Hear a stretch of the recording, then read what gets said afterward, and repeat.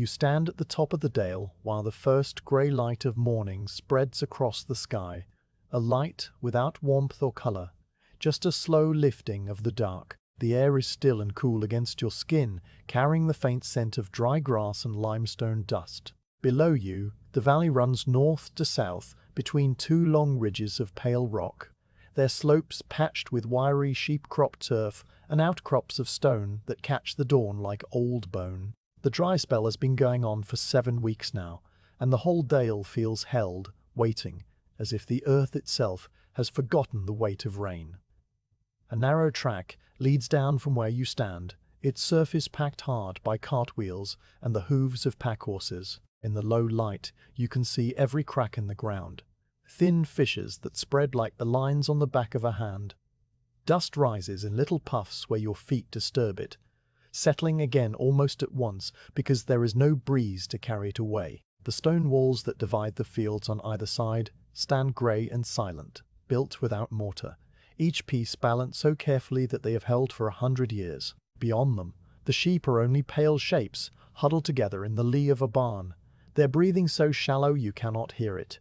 Not a single bird sings. You follow the track downward and the sound of water comes to you, not the full rushing note of the healthy stream, but something thinner, a whisper that slips over stones. The mill leat runs alongside the path for a way, a man-made channel cut centuries ago to bring water from the river to the mill. Now the water in it is low, barely a hand's depth, sliding clear and silent over a bed of flattened pebbles. You can see every stone, every strand of dark green weed lying flat and tired in the current. On the bank the nettles have a dusty look, their leaves drooping, and the hawthorn bushes are brown at the edges, their berries small and hard. The whole green world is drawing inward, conserving what little moisture it has left. The mill building appears as the track bends east around a shoulder of limestone. It is a long, low structure built of the same grey stone as the walls and the ridges, its roof of worn slate sloping in 2 pitches.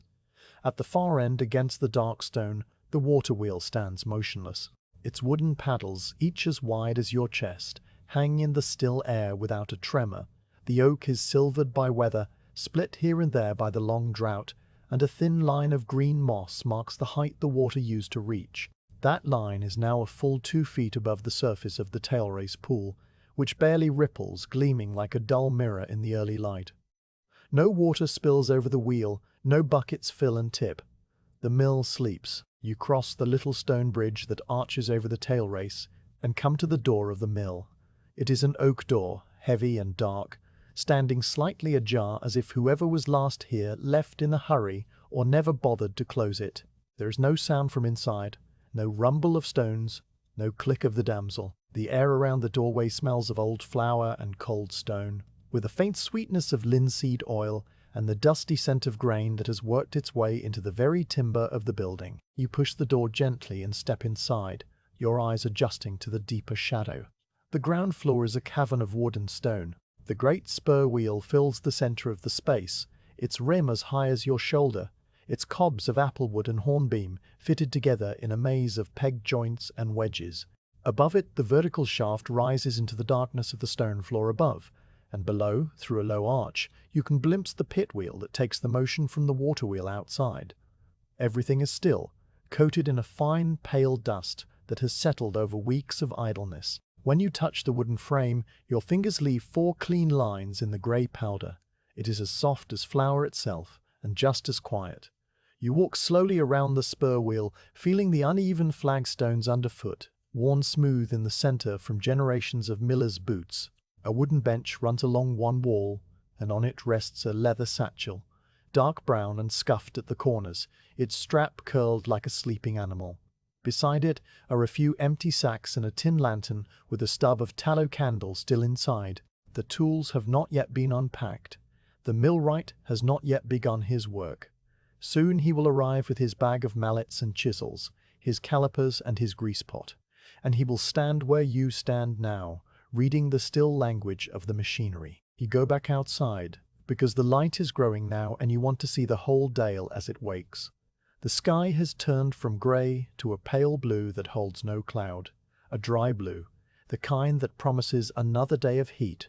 The sun has not yet climbed above the eastern ridge, but its light is already touching the highest stones of the opposite slope, turning them a warm gold. The sheep have begun to stir, one or two of them getting to their feet and shaking the night chill from their wool. A single rook flaps slowly across the valley, its call a rough call that fades without echo.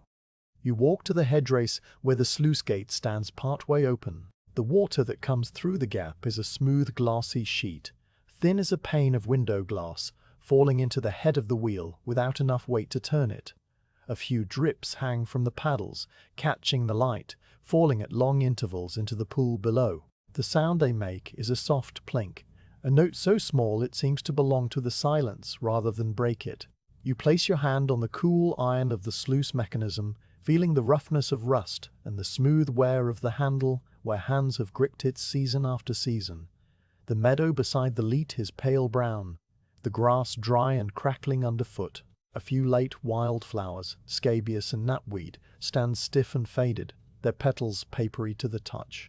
Everything in the dale is waiting for the rain, holding its breath, and the longer you stand there, the more you feel it yourself, a slow, patient tension in the air, in the ground, in the stones. It is not an anxious waiting, but a deep, old waiting, like the hills themselves have done 100 times before. The dry spell will break when it breaks, and until then the mill will rest, its great wheel still, its gears silent, its stones cool. Now the sun climbs above the ridge, and the first direct light falls into the bottom of the dale. It touches the millstream and makes the shallow water glitter along its whole length, a thin ribbon of silver winding through the pale fields. The dust in the air, stirred by nothing more than the warming earth, hangs in long slanted rays that move slower than breathing. The mill's shadow shortens, drawing back toward the stone walls. Everything is still. Nothing moves quickly here. You notice the cart track again, the one that leads away south toward the village beyond the next hill. The ruts in it are deep and dry, baked hard by the sun, and in the hollows tiny flakes of dried mud curl up like old leaves. Along the verge, the hedge is brittle, the hawthorn and hazel sticks showing gaps where the leaves have shriveled and fallen. Even the moss on the top of the stone wall is crisp and grey, crumbling if you touch it. The whole landscape is a study in patience, in holding on, in waiting without complaint. You walk back toward the mill, and this time you notice the small things. A spider's web strung between two spokes of the water wheel, its silk so fine it is almost invisible until the light catches it. A single thread trembling with no fly and no breeze. A pile of worn millstones lies in the grass near the door, one resting against another, their grooved surfaces grey-green with lichen. A wooden bucket, its staves shrunken and gaping, sits beside the tail race with a skim of last week's dust in the bottom. Everything is quiet, ordinary, set in place by time and use. The air inside the mill is cooler than outside, a steady chill that rises from the stone floor and the thick walls. You stand again by the spur wheel, letting your eyes trace the heavy beams that cross the ceiling, the wooden pegs driven into mortise joints, the iron straps bolted into the oak to hold it true. The stillness in here is deeper than the stillness outside, a dense quiet that has been building for weeks, packing itself into every corner. You can almost feel the weight of the flour dust in the air, fine as smoke, settling at its own slow pace onto the gears and the bench and the satchel that waits for the millwright's hands.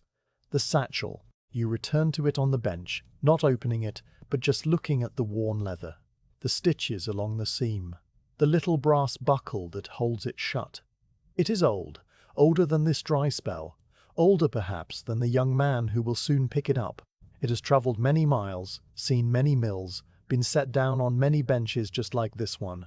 Inside it is a whole world of small tools, each with its purpose, each kept clean and sharp and ready. But for now it sleeps too, like the mill, like the dale, like the stream.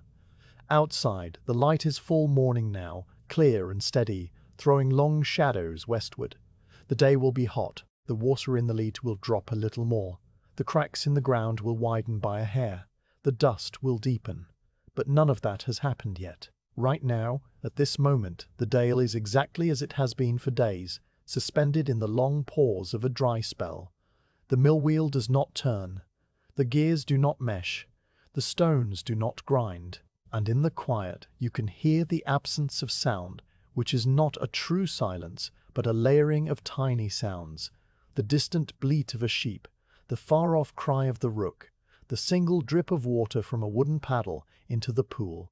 You take one last look down the valley before the millwright arrives. The fields lie pale in the morning light, the stone walls dividing them into a pattern that does not change, that has not changed for generations. The limestone scars on the far ridge show white against the blue sky, and below them the river is a faint silver line, almost hidden by the dry grass. It is a landscape of endurance, of slow time, of work done carefully and without hurry. The mill stands at its center, grey and solid, ready to serve again when the water comes. Now you hear footsteps on the track, a steady, unhurried tread, and you turn to see a figure coming down from the hill with a leather bag in one hand.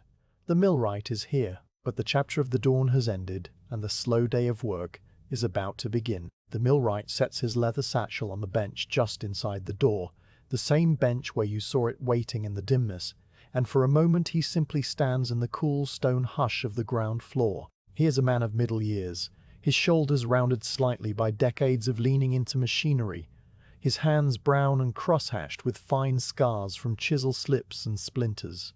His coat is wool, undyed, patched at the elbows, and his breeches are of heavy canvas, tied below the knee with leather thongs. He wears no hat, and his hair, the color of wet sand, is tied back with a simple cord. There is nothing hurried in him. He breathes the mill air, tasting the familiar blend of old flour, cold stone, and the faint metallic tang of iron strapping, then turns toward the open door where the light falls in a solid shaft across the flagstones. You follow him outside, keeping a little distance, watching how his gaze moves across the mill yard, taking stock. The water wheel dominates the north wall of the building, a breast-shot wheel some 14 feet in diameter, its axle of oak as thick as a man's body supported in two great stone bearings. The wheel is not turning, has not turned in weeks, and the paddles that line its outer rim hang in the still air like the ribs of some enormous sleeping creature. The millwright walks toward it, his boots crunching softly on the dry gravel, and you see him scan the wheel from hub to rim before he has even touched it. He begins on the near side, where the tail race pool reflects a patch of pale sky. The wheel's paddles, 32 in all, are each made from a single plank of oak, 2 inches thick, shaped with a slight curve to catch the water. He places his palm flat against the first paddle, the one that hangs almost at his eye level, and pushes gently. The wood does not move under his pressure, held firm by the mortise joints and the iron straps that bind it to the felloe. He withdraws his hand and looks at his palm, where the touch has left no mark except a faint deposit of grey dust, as fine as talc. The oak is dry, as dry as it has ever been, its surface roughened by the long weeks without water, by the sun that reaches this side of the mill from late morning until evening. He makes a small sound in his throat, not disapproval, merely observation, and moves to the next paddle. You watch as he works his way around, paddle by paddle, a slow circuit that takes him from the tail race side around the bottom of the wheel in its narrow pit and up the other flank where the head race water would normally strike. Each paddle receives the same quiet attention, the flat of his hand, a sideways glance along its edge to check for warp, a fingertip traced along the grain lines where the drought might have opened a crack. Most of the paddles are sound, the oak still tight in its joints, but on the 7th from the top he pauses, tilting his head. Here the wood has checked, a fine split running from the outer tip inward for the length of a man's forefinger. It is not deep, not yet a threat to the paddle's strength, but the millwright takes a stub of pencil from his coat pocket and makes a tiny mark at the end of the crack, a mark only he will notice. You realize he will watch this paddle over the coming months, and if the split grows, he will replace the board before it fails. The fellow, the great circular rim into which the paddles are set, shows its age in places. Between two paddles on the downward side, a sliver of daylight shows where the dry weather has pulled the wooden segments apart by 1/4 of an inch. The millwright crouches, his knee pressing into the gravel, and peers through the gap at the inner framework of the wheel. The radial arms that connect rim to hub like the spokes of a cart wheel. The light that comes through the gap is thin and sharp, a bright line that falls across his cheek. He straightens with a soft grunt, his joints remembering every other time he has crouched just so, and runs his hand along the iron tire that girds the wheel's outer circumference. The iron is warm from the morning sun, rough with rust in patches, but sound. His fingers tap it once, producing a dull note that fades instantly into the dry air. Now he turns his attention to the wheel pit, the narrow, stone-lined channel beneath the wheel where the spent water collects and runs away into the tail race. A flight of stone steps, worn into deep hollows by the passage of countless boots, leads downward from the yard. The millwright descends carefully, one hand resting on the cool limestone wall, and you follow, feeling the temperature drop with each step. The air in the pit is different from the air above, cooler, damper, carrying the smell of wet stone and the faint green scent of the moss that clings to the walls. It is not an unpleasant smell, more like the smell of a deep cellar or a cave, ancient and still. At the bottom, the pit opens into a narrow chamber floored with flat stones laid without mortar. The tail race water, what little there is, spreads into a shallow pool no deeper than the thickness of your thumb, its surface so smooth it looks like a sheet of polished slate. The millwright stands at the edge of this pool, his boots almost touching the water, and looks at the great wheel rising above him. From here, looking up, the wheel seems much larger, its paddles looming dark against the pale sky, its hub a huge black mass of oak and iron.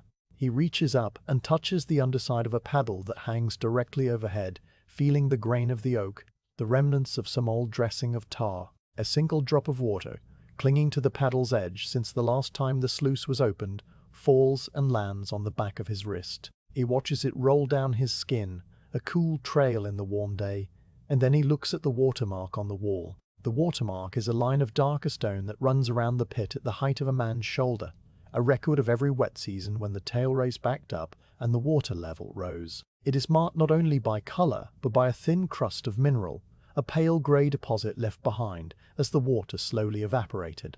Above this line, the stone is dry and pale. Below it, the stone is permanently damp, dark, alive with tiny ferns that grow from the mortar joints. The millwright places his hand on the wall, spreading his fingers so they straddle the line, and you see that the current water level, the thin pool at his feet, is a full 3 feet below that high water mark. 3 feet of water missing from the river, from the leat, from the wheel. He does not shake his head or sigh. He simply drops his hand and files the information somewhere in his mind, alongside the cracked paddle and the gap in the felloe. In the floor of the pit, beneath the wheel's lowest point, a shallow sump has been cut into the stone to collect the last of the drainage. The millwright crouches, ignoring the damp that must be seeping through the knee of his breeches, and peers into this little basin. There is water there, absolutely still, so clear you can count the pebbles at the bottom, each one a slightly different shade of grey, worn smooth by a century of flowing water. A few waterboatmen skate on the surface, their tiny legs dimpling the surface film without breaking it. The millwright watches them for a long moment, his face quiet, then rises and brushes the grit from his knee. He climbs the far side of the pit, where another set of steps leads up to the headrace channel, and you follow him back into the sunlight. The headrace is a stone-lined channel 3 feet wide that brings water from the river half a mile upstream. Today it holds only a ribbon of water slipping over the stone lip of the sluice gate, the same thin glassy sheet you watched earlier. The millwright walks along the headrace to the sluice itself, a heavy wooden gate that slides up and down in 2 iron runners set into the stone. The gate is partly open, raised perhaps 6 inches, and the water that passes beneath it is so shallow it does not even cover the whole width of the channel, but instead runs in a narrow tongue down the centre, leaving the margins dry. He leans over and looks into the mill pond on the other side of the gate, a small reservoir that should be full, its surface level with the top of the stone walls. Instead, it is a basin of mud, the water shrunk back to a pool no larger than a farm cart, ringed with cracked clay and the scattered tracks of birds. The millwright studies the gate mechanism, the iron rack and pinion that allows a man to raise or lower the heavy oak board by turning a large handle. He tests the handle, gives it a quarter turn, and the gate drops an inch with a low grinding sound, the iron teeth engaging with a jolt that travels up through his arm. He reverses the turn, raising it back to its original position, and then leaves it. The mechanism works. The problem is not the gate, but the water behind it. There is simply not enough weight, not enough volume to fill the wheel's buckets and overcome the inertia of all that wood and iron and stone. He follows the head race back toward the mill, walking with his head slightly bowed, watching the water as it slides over the stone. A few leaves, crisp and brown, have fallen into the channel and lie motionless on the bottom, their edges curled upward. He does not disturb them. The water moves so slowly that a single leaf might take an hour to travel the length of the head race. It is a flow of patience, of almost imperceptible motion, and the millwright matches it with his own patient pace. Back at the wheel, he makes a second inspection, this time focusing on the bearings. The axle of the water wheel rests in two great stone blocks, each hollowed into a half-round socket that holds the iron gudgeon fitted into the end of the oak shaft. A small amount of grease, a mixture of tallow and graphite, has been packed around the gudgeon to keep it turning freely. The millwright touches a finger to the grease, which has gone stiff and dry in the heat, its surface cracked like old varnish. He works his fingertip into the mass, digging down to where it is still soft, still dark, and then wipes his hand on a rag pulled from his pocket. The bearing will need fresh grease before the wheel can turn under load, but it is not seized, not scored. Another small note in the ledger of his mind. The sun has climbed now, clearing the roofline of the mill, and the wheel casts a sharp shadow across the yard. The millwright moves into that shadow, standing beneath the great disc of oak, and looks up at the hub, where the radial arms converge. The hub is banded with 4 iron hoops driven on hot and shrunk tight, and each of the radial arms is pegged through the hub with oak trenails, the thickness of a man's wrist. None of these joints has moved. None of the pegs has worked loose, but the drought has drawn the moisture from the oak, and the iron hoops now sit just fractionally looser than they did in spring. He can feel this by tapping the iron with the flat of his hand, producing a minute vibration, a barely perceptible ring that decays too quickly. It is not a fault he can fix. Only the return of damp weather, the swelling of the wood, will tighten those hoops again. He accepts this with the same calm he accords the cracked paddle, the low water, the dry bearing. It is time to go back inside and look at the power train that takes the wheel's slow rotation and turns it into the fast spinning of the millstones. The millwright returns to the door where his satchel waits. But before he enters, he glances once more at the wheel, at the pit, at the thin silver thread of the head race. His face is not troubled. He has seen dry spells before. Every millwright who works in these limestone dales has seen them. The river is low, the wheel is still, but the mill is not broken.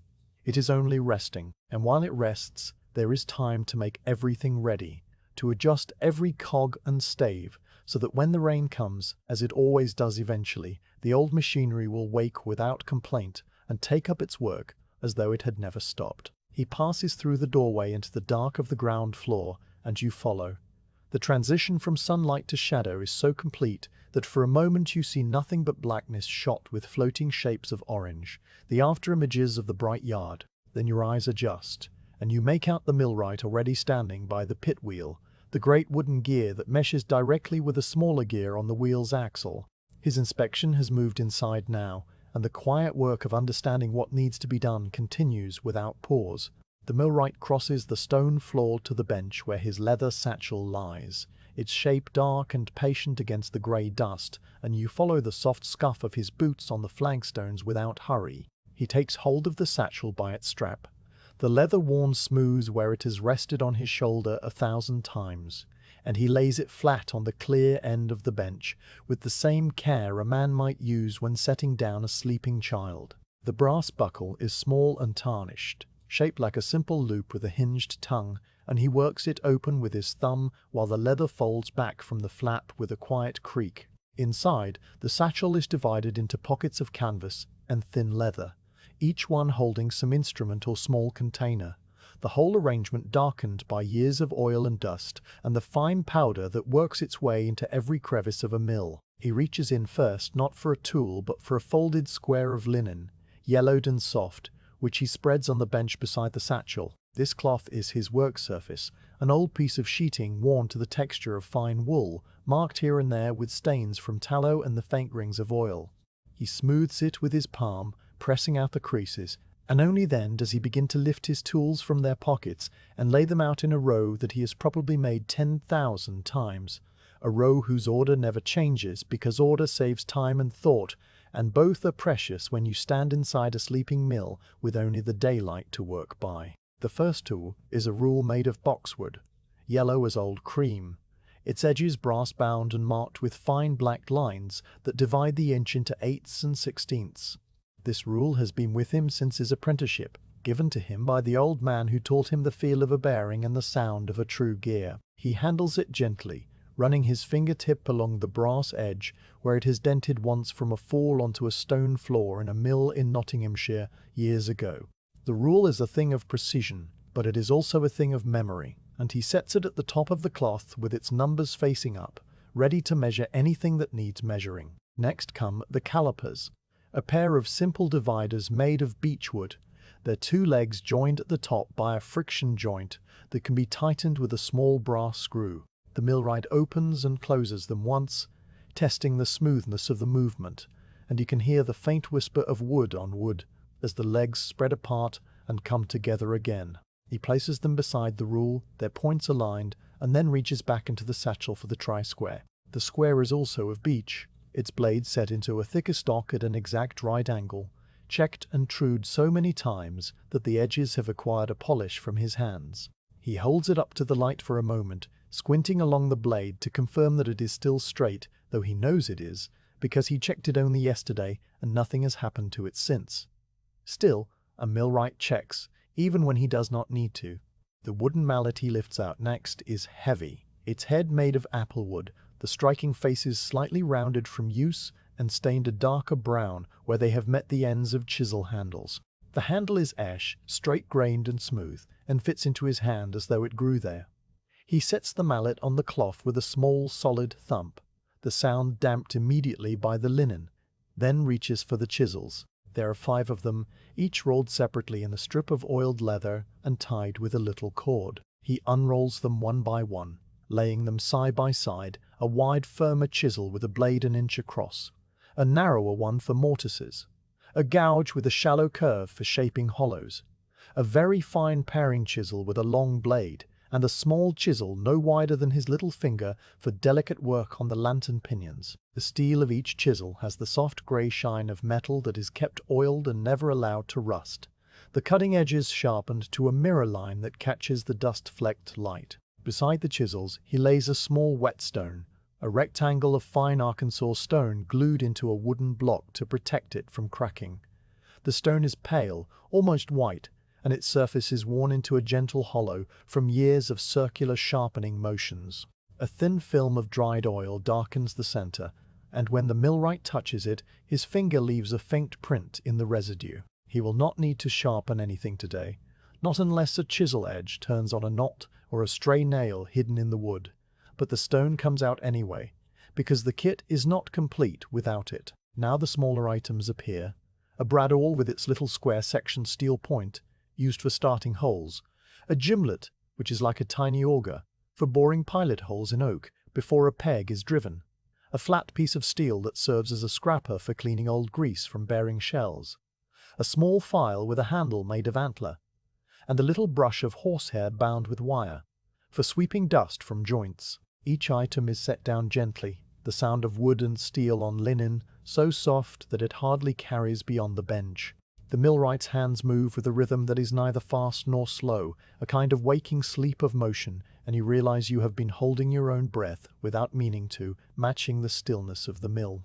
From a deep pocket inside the satchel he draws out a tin pot with a tight-fitting lid, about the size of a small tankard. He sets it on the bench, and you can see the label scratched into the lid with a nail, a large letter G for grease, with a cross beside it that might be a mark of ownership or simply an old habit. The lid comes off with a twist, and the scent of the grease rises into the air, that mixture of rendered mutton fat and graphite dust and the little beeswax that the millwright cooks up himself at home in an iron pan over the hearth. The grease is the colour of old leather, dark brown and smooth, thicker than honey, and it holds a faint sheepy smell under the sharper note of the graphite.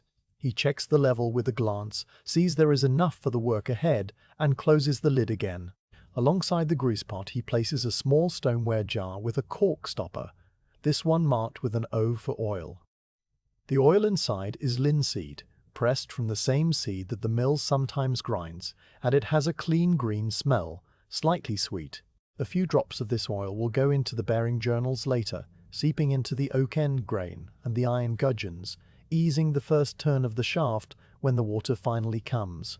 There is also a lump of hard tallow wrapped in paper, this for dressing the threads of the adjustment screws and the slides of the sluice gate, and a little roll of fine copper wire for binding any small split that might appear in a wooden stave before a proper repair can be made. The final object the millwright lifts from the satchel is not a tool, but a small wooden box, flat and square, made of beech with a sliding lid.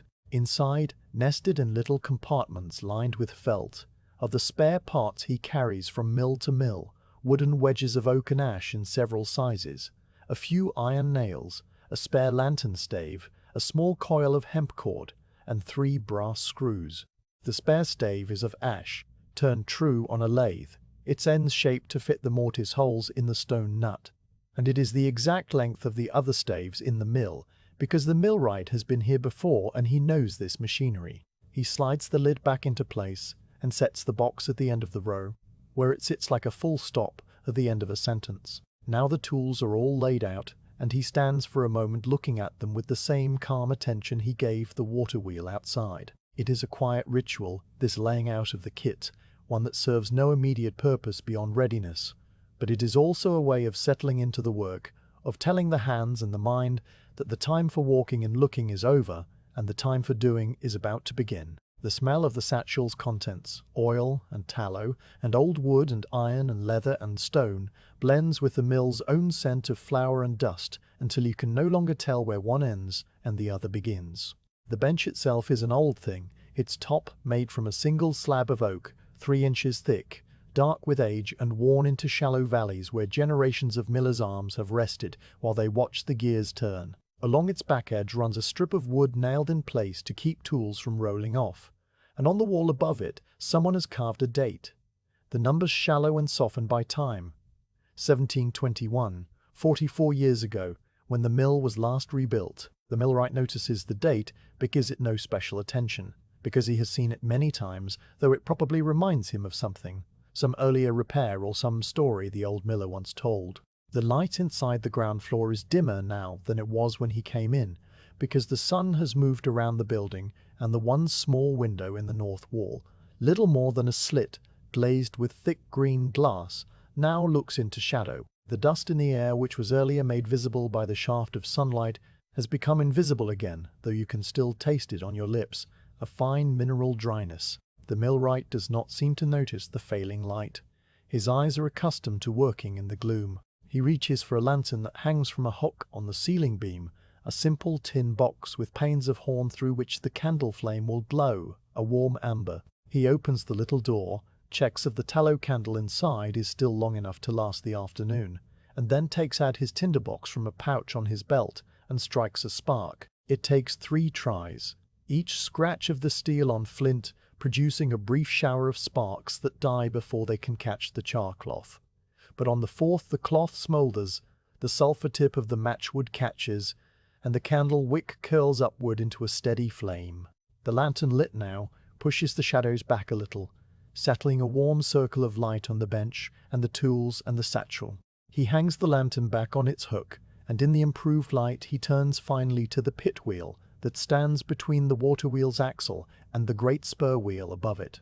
This pit wheel is a large wooden gear, 4 feet across, its cogs of apple wood set into the rim like the paddles of the water wheel, but in a vertical plane, meshing with the smaller gear on the wheel axle. He runs the rule along a few of the cogs, measuring the wear, comparing the thickness of the leading faces to the trailing faces, where the load presses when the mill is grinding. The difference is tiny, a matter of a 32nd of an inch or less, but he notes it anyway, because a cog that wears too thin will eventually snap under load, and then the mill stops, and a mill that stops in the middle of a harvest season is a small disaster for a whole village. He works his way around the pit wheel, checking the pegs that hold each cog in its mortise. These pegs are of oak, driven tight and cut off flush, and he presses each one with his thumb to see if it has loosened. Most are firm, but one, near the top, depresses slightly under pressure, the wood having shrunk a little in the drought, and the hole having enlarged by a hair. He pokes the peg with the point of the bradawl to test its depth, then makes a mental note to drive a thin wedge beside it before he leaves.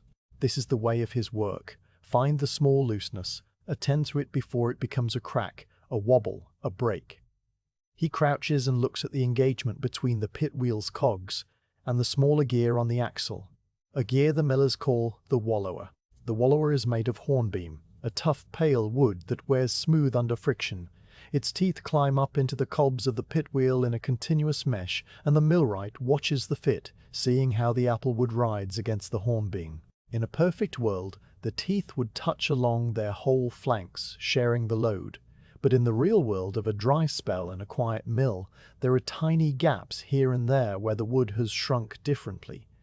These gaps will close when the humidity returns and the timber swells. He taps one tooth lightly with his mallet, producing a short click, and seems satisfied. The inspection takes him to the next train of gears, the vertical shaft that rises from the pit wheel through a square hole in the ceiling to the stone floor above, and at its top the great spur wheel that drives everything.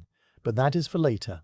For now he returns to the bench and his tools, picking up the calipers to measure the new spare stave against one in the stone nut that he knows needs replacing. The work in the dim lantern light is slow, methodical, a kind of waking meditation that matches the quiet of the dry dale outside. The mill stands silent around him, but inside it, in the small circle of amber glow, the millwright and his tools are perfectly awake, perfectly ready, perfectly patient. The millwright straightens from his crouch beside the pit wheel, one hand pressing briefly against the small of his back where the muscles have tightened from bending, and he turns his attention upward into the dusty shadows that fill the upper part of the ground floor.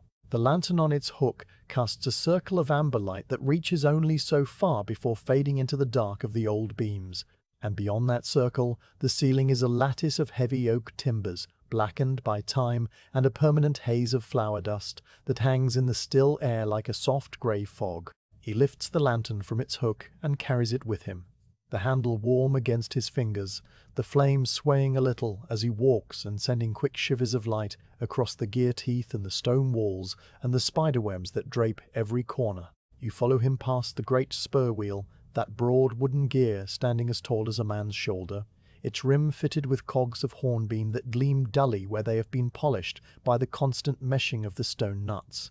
The spur wheel is mounted on the vertical shaft that rises from the pit wheel below, a shaft made from a single trunk of oak, 12 feet long and squared to an 8-inch section. Its corners slightly rounded by the hands that have guided it, and the bearings that grip it. The millwright pauses beside this shaft, placing his palm flat against the wood, not to check for anything in particular, but simply to feel it, to sense the tiny vibrations that are not there because the mill is still. The wood is cool and dry, its grain raised a little by the long drought, and his fingers trace a faint spiral groove left by some ancient turning tool when the shaft was first dressed in a forest clearing many decades ago. He moves slowly around the shaft to the wallower, the small gear that sits at the bottom of the shaft, and takes the drive from the pit wheel via the wheel's axle gear. You watched him inspect this meshing from the other side, but now he is closer, able to see the way the hornbeam teeth of the wallower fit into the applewood cobs of the larger gear. Each tooth shapes like a blunt wedge, its leading face burnished to a soft shine, while the trailing face remains rougher, untouched by the load. The millwright runs a finger along the line of contact, feeling the exact point where wood meets wood, and you notice that he does this with the gentleness of someone touching the edge of a page in an old book. There is a fine black paste in the bottom of each tooth space, a mixture of grease and wood dust and flour that has been worked into a kind of stiff putty over many hours of grinding.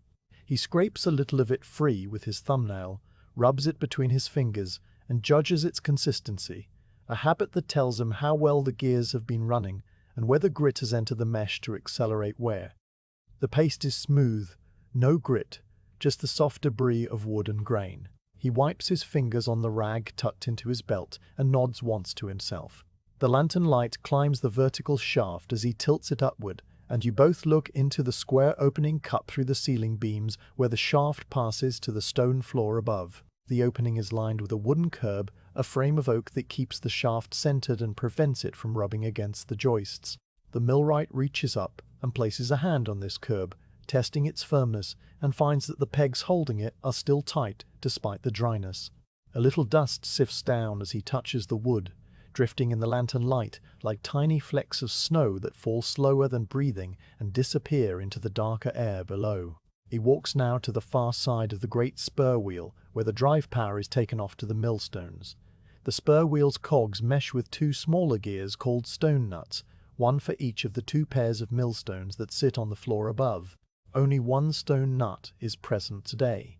The other has been lifted away and set on the wooden block against the wall, perhaps waiting for a repair of its own. The millwright turns his attention to the stone nut that remains in place. A lantern pinion made not of solid gear teeth, but of two wooden discs, upper and lower, with a ring of round staves set between them like the bars of a cage. The staves are of ash, each about the thickness of a man's thumb, and they engage one by one with the cogs of the great spur wheel as it turns, a smooth rolling action that produces a characteristic wooden chatter when the mill is running. Now, in the silence, the pinion sits motionless, the spur wheel's cog resting gently against a single stave, as though the whole machine has paused to draw breath. The millwright crouches to bring his eyes level with the meshing point. The contact between the spur wheel cog and the lantern stave is uneven, something he noticed earlier from a distance and now inspects up close. The stave that bears the weight is worn flat on one side, its round section turned into a distinct facet that catches the light differently from the curved surfaces of its neighbors. He rocks the stone nut gently with both hands, feeling the small amount of play in the bearing, and as he does so the worn stave rattles against the iron spindle, a quiet ticka-ticka sound that tells him the fit has loosened. This stave will need replacing, and he has the spare stave in his box, the one he measured with the calipers. But that work belongs to a later hour. For now, he only notes the wear and lets his hands fall away. His inspection moves to the bearing in which the stone nut spindle turns. This bearing is a simple iron socket set into a wooden beam, with a small reservoir for oil and a channel that leads the oil down to the spindle journal. The millwright dips a fingertip into the reservoir, finding it dry. The last traces of linseed oil reduced to a sticky varnish that coats the iron like dark honey left too long in the sun. He rubs the residue between his fingers, feeling its tackiness, and then reaches for the stoneware oil jar on the bench, but he does not oil the bearing yet. The mill is not going to run today. Oiling will come only when the water returns and the wheel is ready to turn. He replaces the jar and wipes his hand again on the rag, a motion that has become as automatic as breathing. He turns now to the main bearing at the bottom of the vertical shaft, where the shaft's lower end sits in a footstep bearing of brass let into a block of oak on the stone floor. This bearing takes the whole weight of the shaft and the great spur wheel, and it is always the first place a millwright checks for heat. He kneels. The flagstones cool through the fabric of his breeches, and holds the lantern close to the brass cup. The surface of the brass is dull, smeared with old grease, and when he places the back of his hand against it, he feels no heat because there is no motion to generate any, but the memory of checking hot bearings in other mills is written in the care of his gesture. He presses a little of the fresh grease from the tin pot into the cup, working it down with his thumb so that when the shaft does turn, the first few revolutions will not be metal on dry metal, but a smooth sliding that preserves both brass and steel. Rising again, he steps back to take in the whole powertrain, from the pit wheel below the floor to the wallower, up the vertical shaft, to the great spur wheel, and out to the stone nut. It is a single path of motion, a series of conversions. The slow, heavy turn of the water wheel becomes the slightly faster rotation of the pit wheel and wallower, then the vertical lift of the shaft, then the broad sweep of the spur wheel, and finally the fast spin of the stone nut that drives the runner stone above. He can trace this path with his eyes in a matter of seconds, but understanding it fully has taken him a lifetime. Each component has its own nature, its own preferred speed and load, its own small complaints. The art of the millwright lies in listening to those complaints before they become failures, in feeling the tiny misalignments and the dry bearings and the worn staves, and in making the quiet adjustments that keep a machine running smoothly year after year. He walks back to the pit wheel and wallower mesh, the place where the power first enters the building from the water wheel outside. The wallower has a small iron spider at its center, a cruciform casting that connects the gear ring to the shaft, and this spider is fastened to the shaft with 4 heavy iron wedges driven into tapered slots. The millwright checks each wedge by tapping it with the handle of his mallet, listening to the tone. 3 wedges ring with a solid thunk, the sound of iron tight against oak, but the 4th produces a slightly hollow note, a thup rather than a thunk, indicating that it has worked a little loose. He takes a smaller wedge from his spare parts box, a thin slip of oak no thicker than a shilling piece, and dips its tip into the grease pot before placing it against the iron wedge and giving it a few light taps with the mallet. The slick drives home, tightening the assembly, and the next tap with the mallet handle returns a solid thunk like the others. The correction is so small, so precise, that it might make no difference at all for months. But a millwright's work is built of such tiny increments, each one a defense against wear and failure.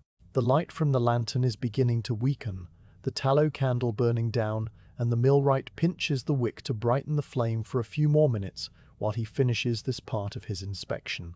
He turns next to the tensioning mechanism of the stone nut, a system of wooden levers and iron screws that allows the miller to adjust the clearance between the lantern pinion and the great spur wheel. When the mill is running, this mechanism keeps the gears in firm contact despite the slow wearing of the cogs and staves. It is a simple device, a long lever pivoted on a wall bracket, with a sliding weight that can be moved closer to or farther from the pivot to increase or decrease the pressure. The millwright tests the lever, lifting it slightly and letting it fall back into place, feeling the smooth action of the iron pivot. The weight, a lump of cast iron shaped like a rough bell, sits near the far end of the lever, providing maximum tension for heavy grinding. He leaves it where it is. The miller will adjust it himself when the stones are running, and he can judge the feel of the grain under them. Everything is checked now on the lower floor, at least for a first pass.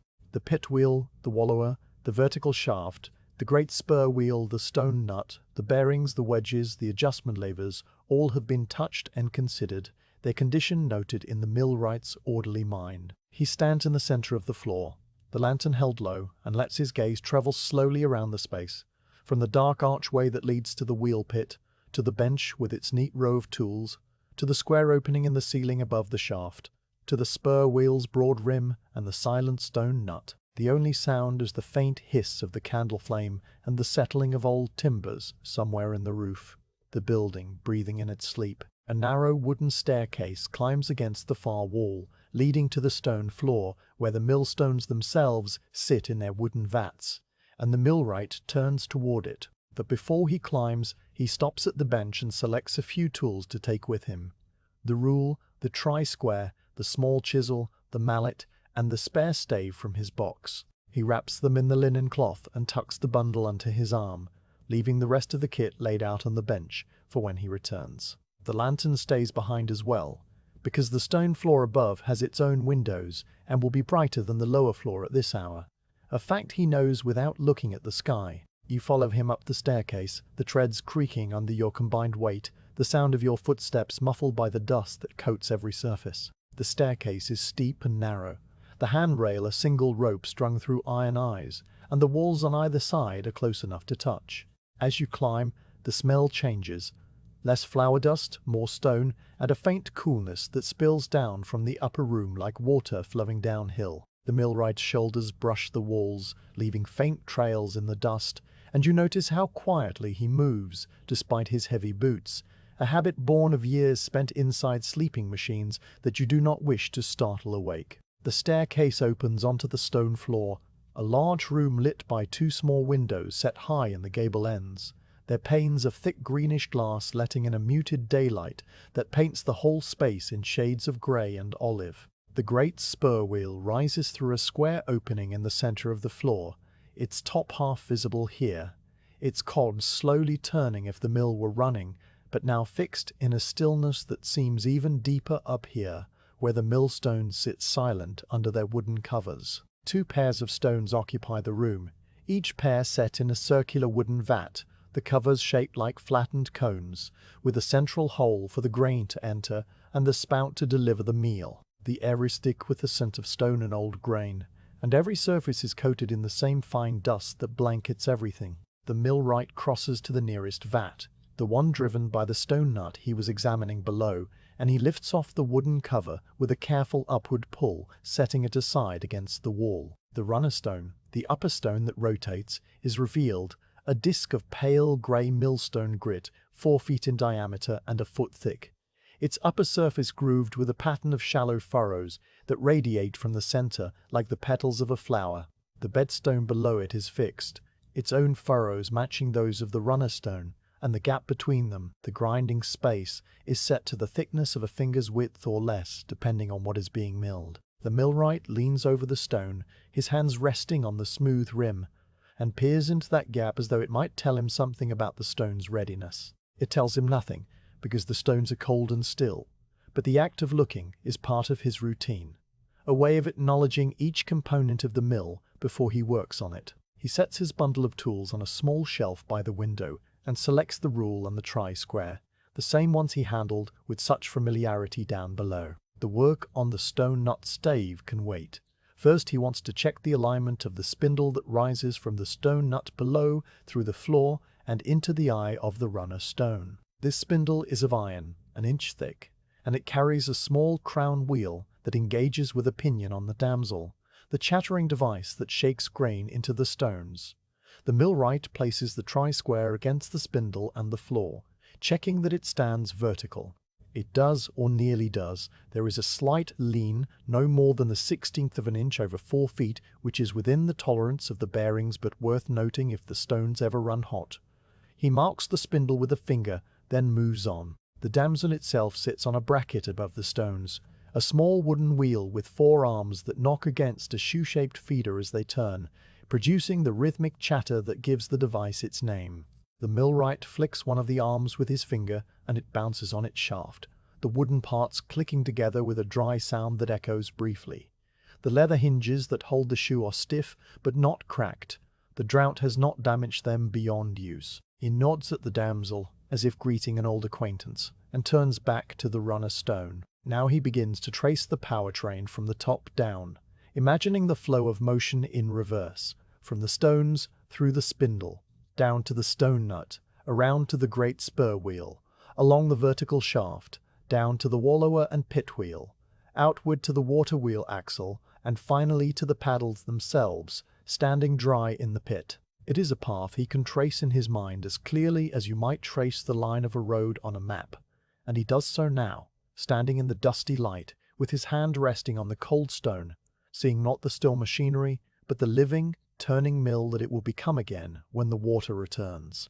The inspection of the upper floor is shorter than the lower, because most of the critical work waits below.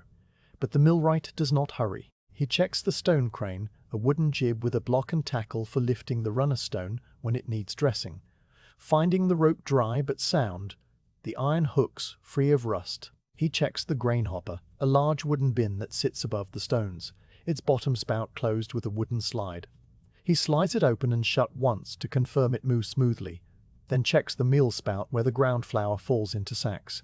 The spout is lined with tin, cool to the touch, and a faint residue of old flour dusts his finger when he brushes it. The windows are darkening slightly, the afternoon having turned while he worked, and the millwright gathers his tools from the shelf and makes his way back down the narrow staircase, his tread as quiet as before.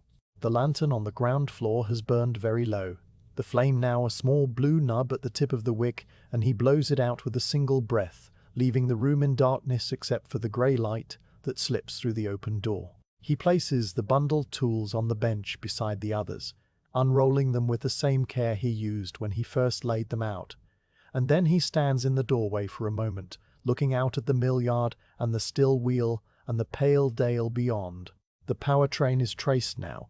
He knows every dry bearing, every slightly loose wedge, every worn stave in the stone nut. The work that remains is a matter of quiet adjustment and patient waiting, and the millwright is good at both. He steps outside into the late afternoon, the air warm on his face, and you follow, leaving the dark mill behind for a little while. The millwright steps back inside the mill, the cooler air folding around him after the warm stillness of the yard, and he crosses the flagstones to the stone nut that waits on the ground floor, the lantern pinion he examined earlier and left with a mental mark against its worn stave. The afternoon light has shifted far to the west, so the interior is dim again, the one small window showing only a pale rectangle of dusty grey, and he pauses to relight the lantern from the stub of candle that still holds a little wax. The flame catches after a single scrape of the striker, a steady point of amber that pushes a soft glow across the bench and the waiting pinion, and he hangs the lantern from a hook on the main beam, directly above the work area, where its light falls in a neat circle on the wooden parts. You watch from a few paces away, your back resting against the cool stone wall, as he picks up the stone nut with both hands and lifts it free from its iron spindle, the whole assembly coming away with a faint scrape of metal on wood. The pinion is not heavy, perhaps 20 pounds, a cage of 2 round discs connected by a ring of 8 ash staves. He sets it on the bench, laying it on its side so that the discs are vertical, the staves running horizontally like the bars of a small barrel. In this position, with the lantern light shining along their length, you can clearly see the one stave that has worn flat, its surface catching the light as a dull stripe among the smooth curves of the others. The wear is not deep, but it is enough to cause that little rattle he heard when he rocked a pinion earlier, a looseness that would grow if left unattended. He reaches for the small chisel, the one with the blade no wider than his little finger, and the boxwood mallet, setting them beside the pinion on the bench. Then he turns the pinion slowly, studying the way the staves are held in their mortices. Each stave passes through a hole in the outer disc and seats into a blind hole in the inner disc, secured by a small oak wedge driven into a slot cut across the outer end of the hole. The wedges are tiny things, no longer than the first joint of a man's thumb, their thin ends protruding just enough to grip with a fingernail. The millwright selects the wedge that holds the worn stave, sets the edge of the chisel against its butt, and gives the chisel handle a single light tap with the mallet. The wedge moves inward, loosening, and then he taps it again, a little more firmly until it slides free and drops onto the bench with a small clatter. He picks up the freed wedge and examines it, turning it over between his thumb and forefinger. The oak is sound, not split, and he sets it aside on the linen cloth where his tools are laid out, placing it in a little row with the others that will follow. The stave, now unsecured, can be slid out of its holes. He grips it near the outer disc and pulls gently, working it back and forth with a slow rocking motion, the wood sliding against the dry sides of the mortise with a soft shushing sound. It takes perhaps a minute of patient wiggling before the stave comes free, and when it does, he holds it up to the lantern light, turning it to see the worn facet that runs along one side for most of its length. The ash is pale, where it has been rubbed smooth by the constant press of the spur wheel's cogs, the grain polished to a dull sheen, and when he runs his thumb along the flat, he can feel the faint ripple of the wood fibres that have compressed under load. This stave has done its work, perhaps for 10 years or more, and now it will be put aside, perhaps kept to be turned into a smaller peg or wedge for some other repair. He places the old stave next to the wedge, and then opens the small beechwood box to take out the spare stave, the one he measured with the calipers earlier, and sets it on the bench in the space the old one occupied. The new stave is of the same ash, turned on a pole lathe from a billet cut the previous winter, and seasoned in the open air under the eaves of his workshop. It is perfectly straight, its grain running unbroken from end to end, its surface smooth but not polished, with a slight texture that will grip the spur wheel cogs and bed in over the first few hours of grinding. He compares its length to the old stave, holding them side by side, and you see that the new one is a hair longer, perhaps a 32nd of an inch, a deliberate allowance for fitting. It will need to be trimmed slightly at one end to sit flush when the wedge is driven home, and the millwright knows this without measuring, because he cut the spare himself from memory of this very mill. Now he turns his attention to the mortise holes in the pinion discs. The outer hole, the through one, is clean and round, its edges slightly dark from the old stave rubbing against the wood over years, but not enlarged beyond use. He puts his little finger into the hole and feels the sides, finding them smooth, No splinters, no cracks radiating outward into the disc. The inner hole, the blind one, is harder to reach, but he tilts the pinion so the lantern light falls into it and he can peer inside. There is a little accumulation of dust and old grease at the bottom, the fine debris of a working mill, and he blows into the hole. A soft puff of breath that sends a tiny cloud of powder into the air where it hangs for a moment before settling. The hole is clean enough. The new stave will seat well. He selects the narrow paring chisel, the one with the long blade that is ground to a razor edge, and he positions the pinion so that the outer disc is uppermost, the mortise hole facing him like a small dark eye. The stave needs to fit tightly, but not so tightly that the wood splits when the wedge is driven, and the extra length must be reduced by careful paring of the hole's shoulder, not the stave itself. He sets the chisel against the inside lip of the mortise and takes a single thin shaving, the steel peeling back a curl of dark oak no thicker than paper. The sound is a quiet whisper, a crisp silken note that fades almost as soon as it begins. He checks the fit by inserting the new stave part way, feeling the resistance, then withdraws it and pairs another shaving, smaller still. This time when he pushes the stave into the hole it slides in with a firm, even pressure. No jamming, no wobble, just the smooth grip of wood that has been made to fit. He seats the stave fully, tapping the outer end gently with the flat of the mallet head until the stave's inner tip bottoms in the blind hole, and then he checks that the outer end stands just slightly proud of the disc surface, leaving enough material for the wedge to tighten against. The amount is perfect, the thickness of a shilling, and he reaches for the little wedge he removed earlier, slipping it back into its slot across the outer end of the stave. It goes in halfway by hand, and then he takes up the mallet and the small chisel again and drives the wedge home with a series of short, measured taps, each one a soft thwack that reverberates through the bench and dies away into the dusty air. The wedge sinks until its butt is flush with the disc surface, and then one final tap sets it hard, compressing the oak fibers and locking the stave for good. The millwright does not immediately move on. He places both hands on the pinion and rocks it gently, feeling for any hint of loosening in the new stave, any click or rattle. The assembly is solid.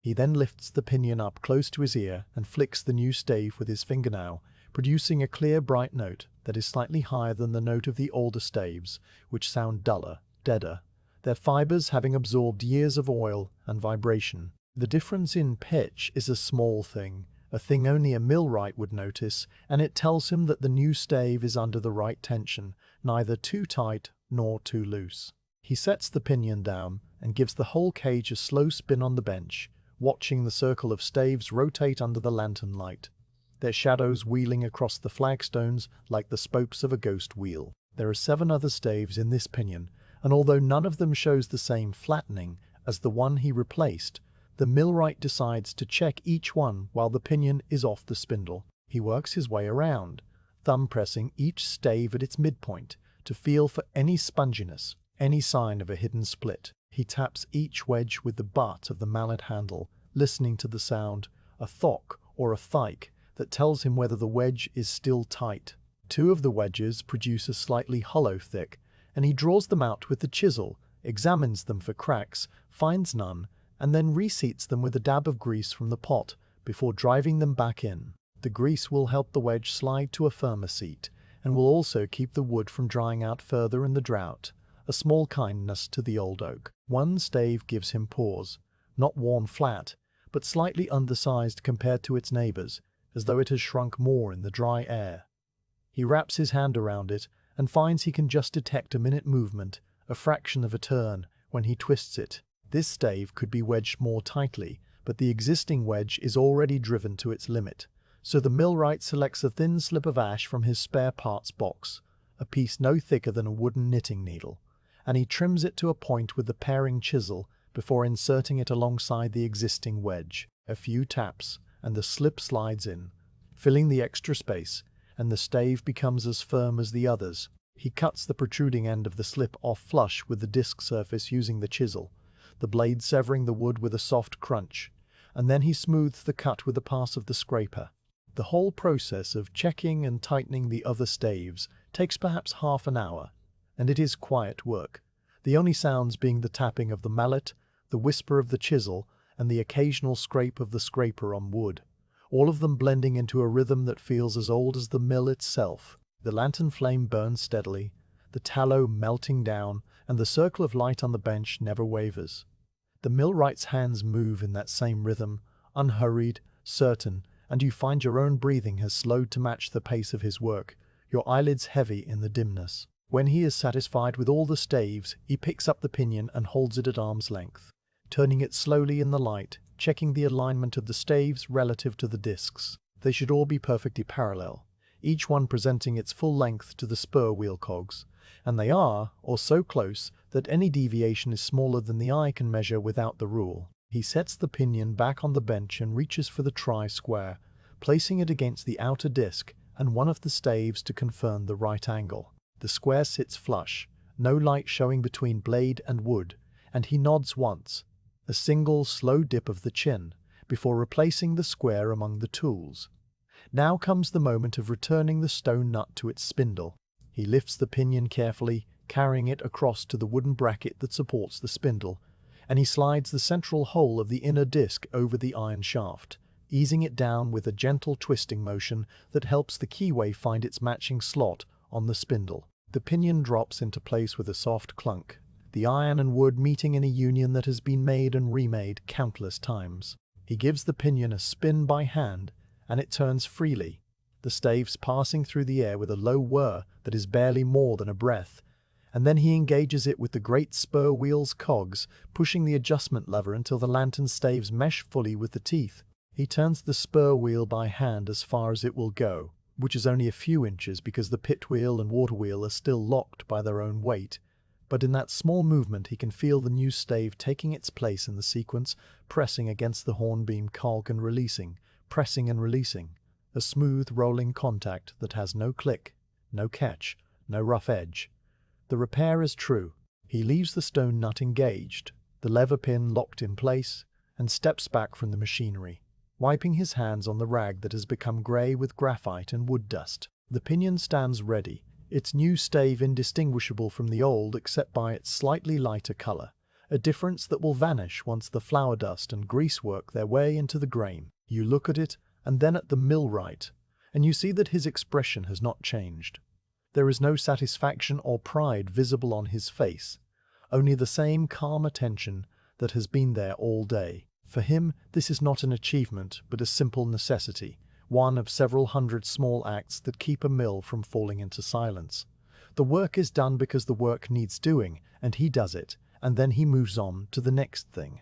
He walks back to the bench and begins to clean the tools, wiping the chisel blades with an oily rag, brushing the dust from the rule and the tri-square, closing the lid of the grease pot and the stoneware oil jar. The spare parts box clicks shut, its slide lid fitting into its grooves with a soft scrape, and he tucks it back into the satchel along with the tools, each returned to its pocket in the same order they came out. The old warm stave he leaves on the bench. It is no longer a part of the machinery, but he might take it home to use for something. Perhaps a handle for a new file or a peg for the workshop wall. He will decide later. The lantern has burned down again, the flame now a small orange bead barely clinging to the wick, and he pinches it out between thumb and forefinger without flinching. The tiny sizzle of the wick, the last sound in the room. The ground floor returns to its soft grey twilight, the shapes of the gears and the shaft and the wheel emerging slowly as your eyes adjust. The millwright stands in the centre of it all for a long moment. The stone nut now fitted and ready, the power train whole from the pit wheel to the runner stone, everything checked, everything tightened, everything oiled and greased and wedged. The mill is as ready as it can be, given the lack of water, and there is nothing more to do on this floor until the river rises. He turns toward the door and the pale light outside, and you follow, feeling the coolness of the stone underfoot give way to the warmer planks of the threshold. The yard is still empty, the wheel still, the sky still cloudless, but the millwright walks out into it as though nothing is wrong, as though the dry spell is just another season to be endured. The trundle and its lantern pinions are quiet behind you, fixed and true, waiting for the turn of the spur wheel that will one day come. The afternoon light has shifted while you stood inside the mill, and now as you step out into the yard behind the millwright, the sun hangs lower over the western ridge, its light thickened to a warm amber that stretches the shadows of the wheel and the building far across the dry grass. The air is not cooled. It holds the day's heat like a stone holds warmth after a fire is banked, and the scent of warm limestone rises from the outcrops on the far slope as though the whole dale is exhaling. The millwright pauses just outside the door, his hand resting on the frame, and he looks at the water wheel with the same careful attention he gave the gears inside, but now with a different quality. A kind of calculation that has less to do with wood and iron and more to do with the thin silver ribbon still slipping through the head race. He has seen the machinery from the inside, traced the path of power from the paddles to the stones, and he knows that the mill cannot grind with the water as low as it is. But a millwright does not simply accept such a fact. He works with it. He makes adjustments. He finds the balance between what the river offers and what the stones demand. He walks across the yard to the headrace sluice, the same heavy wooden gate he inspected earlier, now casting a long shadow of its own across the dry channel. The water behind the gate has not risen. If anything, the pool in the mill pond has shrunk further, the margin of cracked mud creeping inward, the tracks of the birds now preserved in clay that has baked to the hardness of brick. The millwright kneels at the edge of the headrace, his knee finding a flat stone worn into a comfortable hollow by the same posture assumed by millers before him, and he watches the water as it slides under the partly open gate. The flow is so thin that you can see the texture of the stone beneath it, every ripple a transparent distortion of the grey rock, and the sound it makes is less a rush than a whisper, a continuous shh that barely reaches the ears. He studies this flow for a long time, not measuring it with any instrument but feeling it, his eyes tracing the way the water breaks over the lip, the way it draws itself into a smooth sheet that clings to the gate's lower edge before falling into the head of the wheel. He rises and walks to the wheel itself, standing at the point where the headrace water should strike the paddles with enough force to push the wheel forward. The breast-shot wheel is designed to take water at mid-height, the weight of the water filling the buckets on the downward side, while the paddles below push against the tail race, a combination of impulse and gravity that makes the most of a moderate fall. But today, with the flow so reduced, only a trickle reaches the buckets, and even that trickle divides itself among 3 or 4 paddles, never filling any of them enough to add significant weight.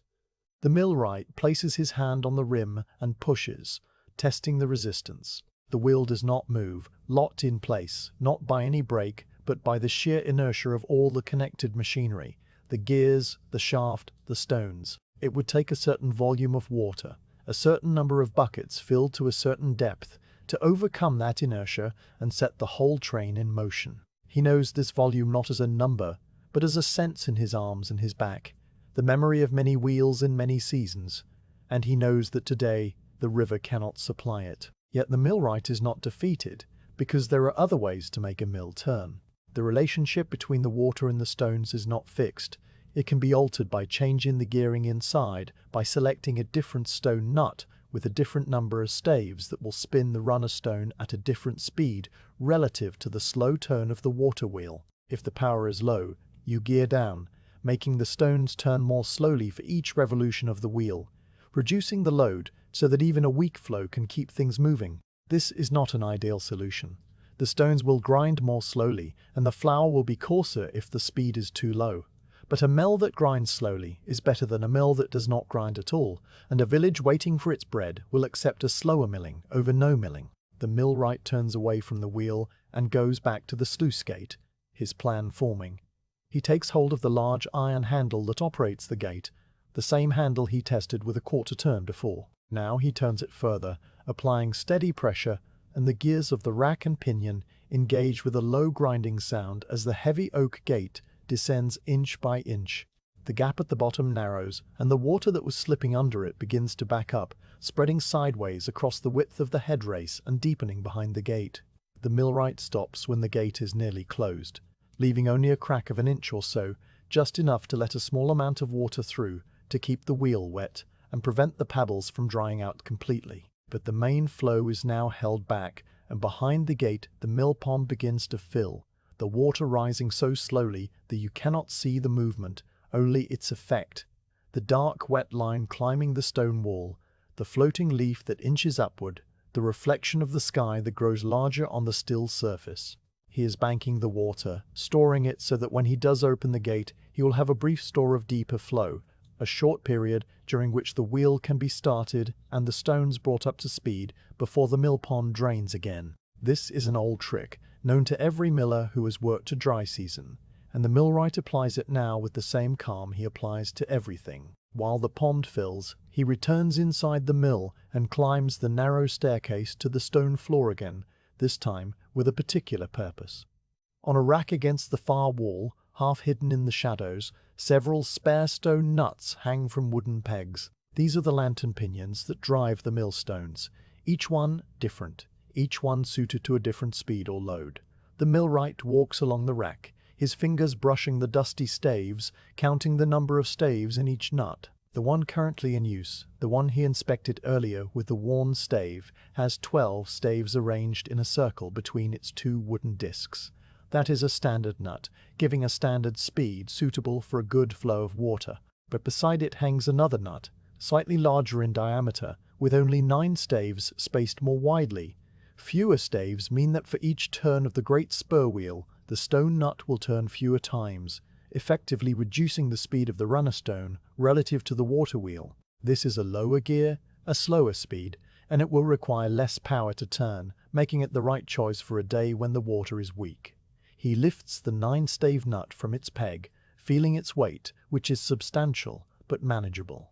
The wooden discs are of beech, dark with age and oil, and the staves are of ash, smooth and straight, their ends set into mortises with tiny wedges holding them tight.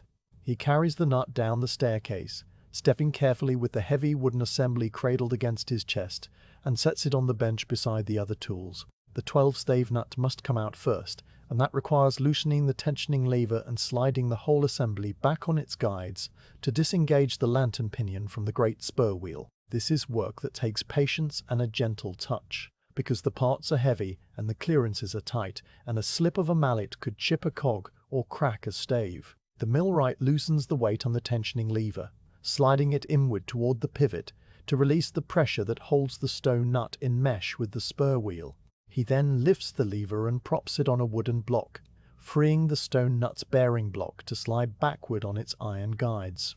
The whole assembly moves with a low groan of wood on iron, and the stone nut comes free of the spur wheel's cogs with a soft clunk, the teeth of the cog slipping out from between the staves.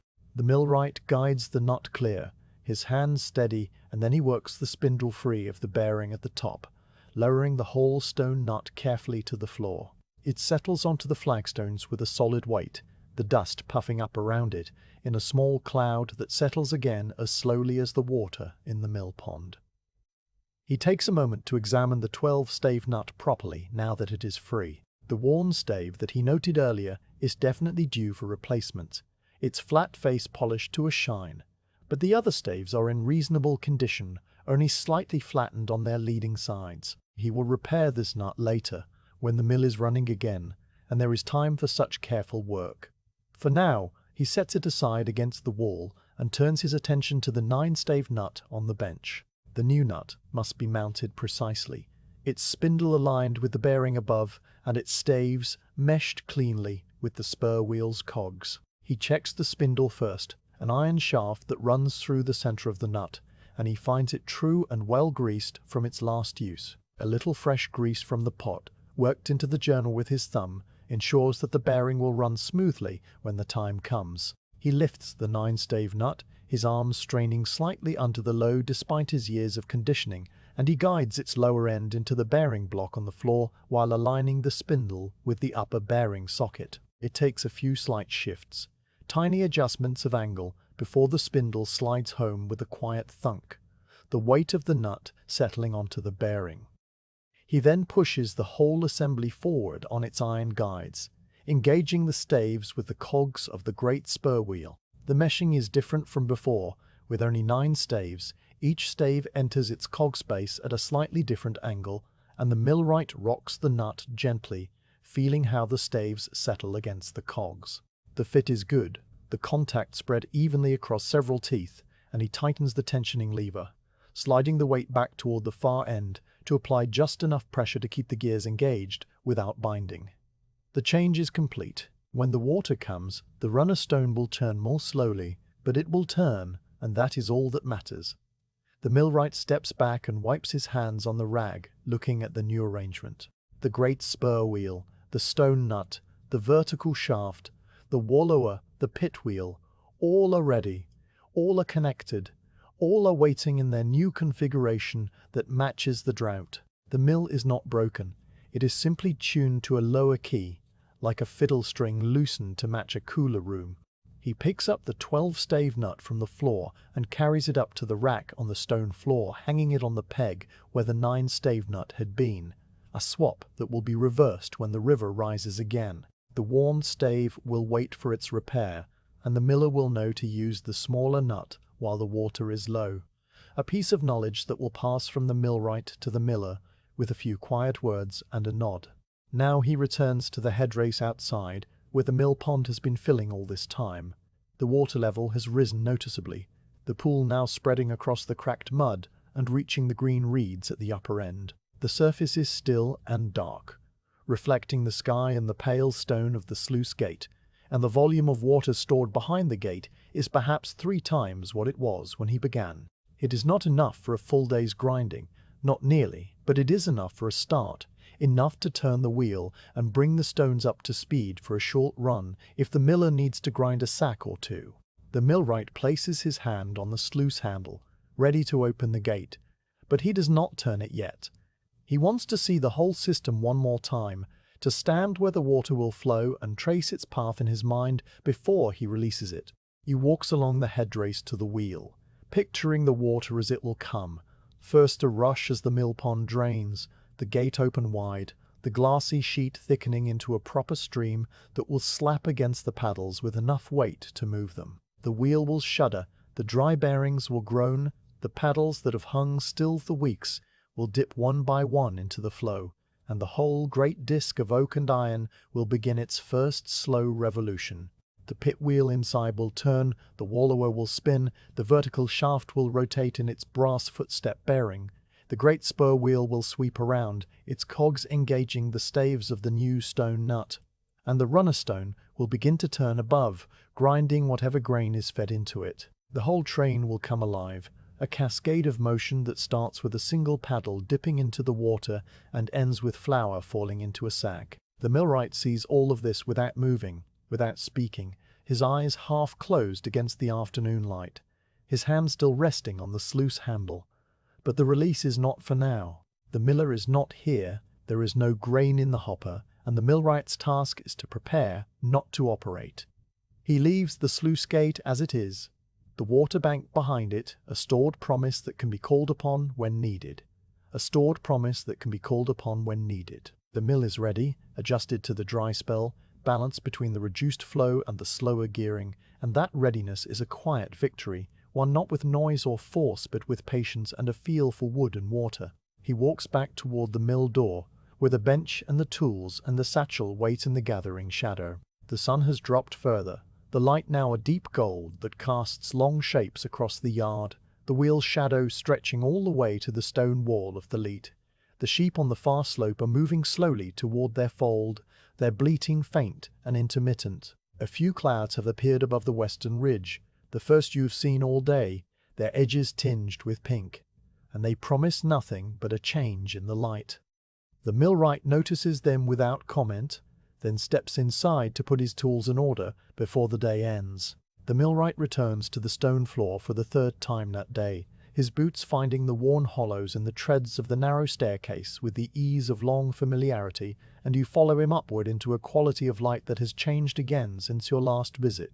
The 2 small windows in the gable ends now admit a softer radiance, the direct sun having passed beyond the ridge, so that the light comes only from the whole pale dome of the sky, diffused and even, like being inside a pearl. This light falls across the millstones and the wooden vats and the dusty floor, without casting strong shadows, and it gives everything a gentle flatness, a quiet clarity that makes each detail visible without emphasis. The runner stone sits under its wooden cover exactly as he left it, the cover still leaning against the wall where he set it aside earlier.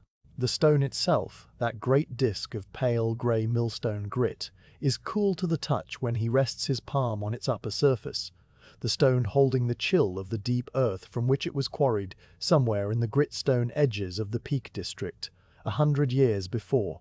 The millwright lets his hand linger there for a moment, not for any technical reason, but simply because a millwright touches the things he works on, a kind of greeting or acknowledgement, the same way a carpenter might run his hand along a beam or a thatcher might pat the straw.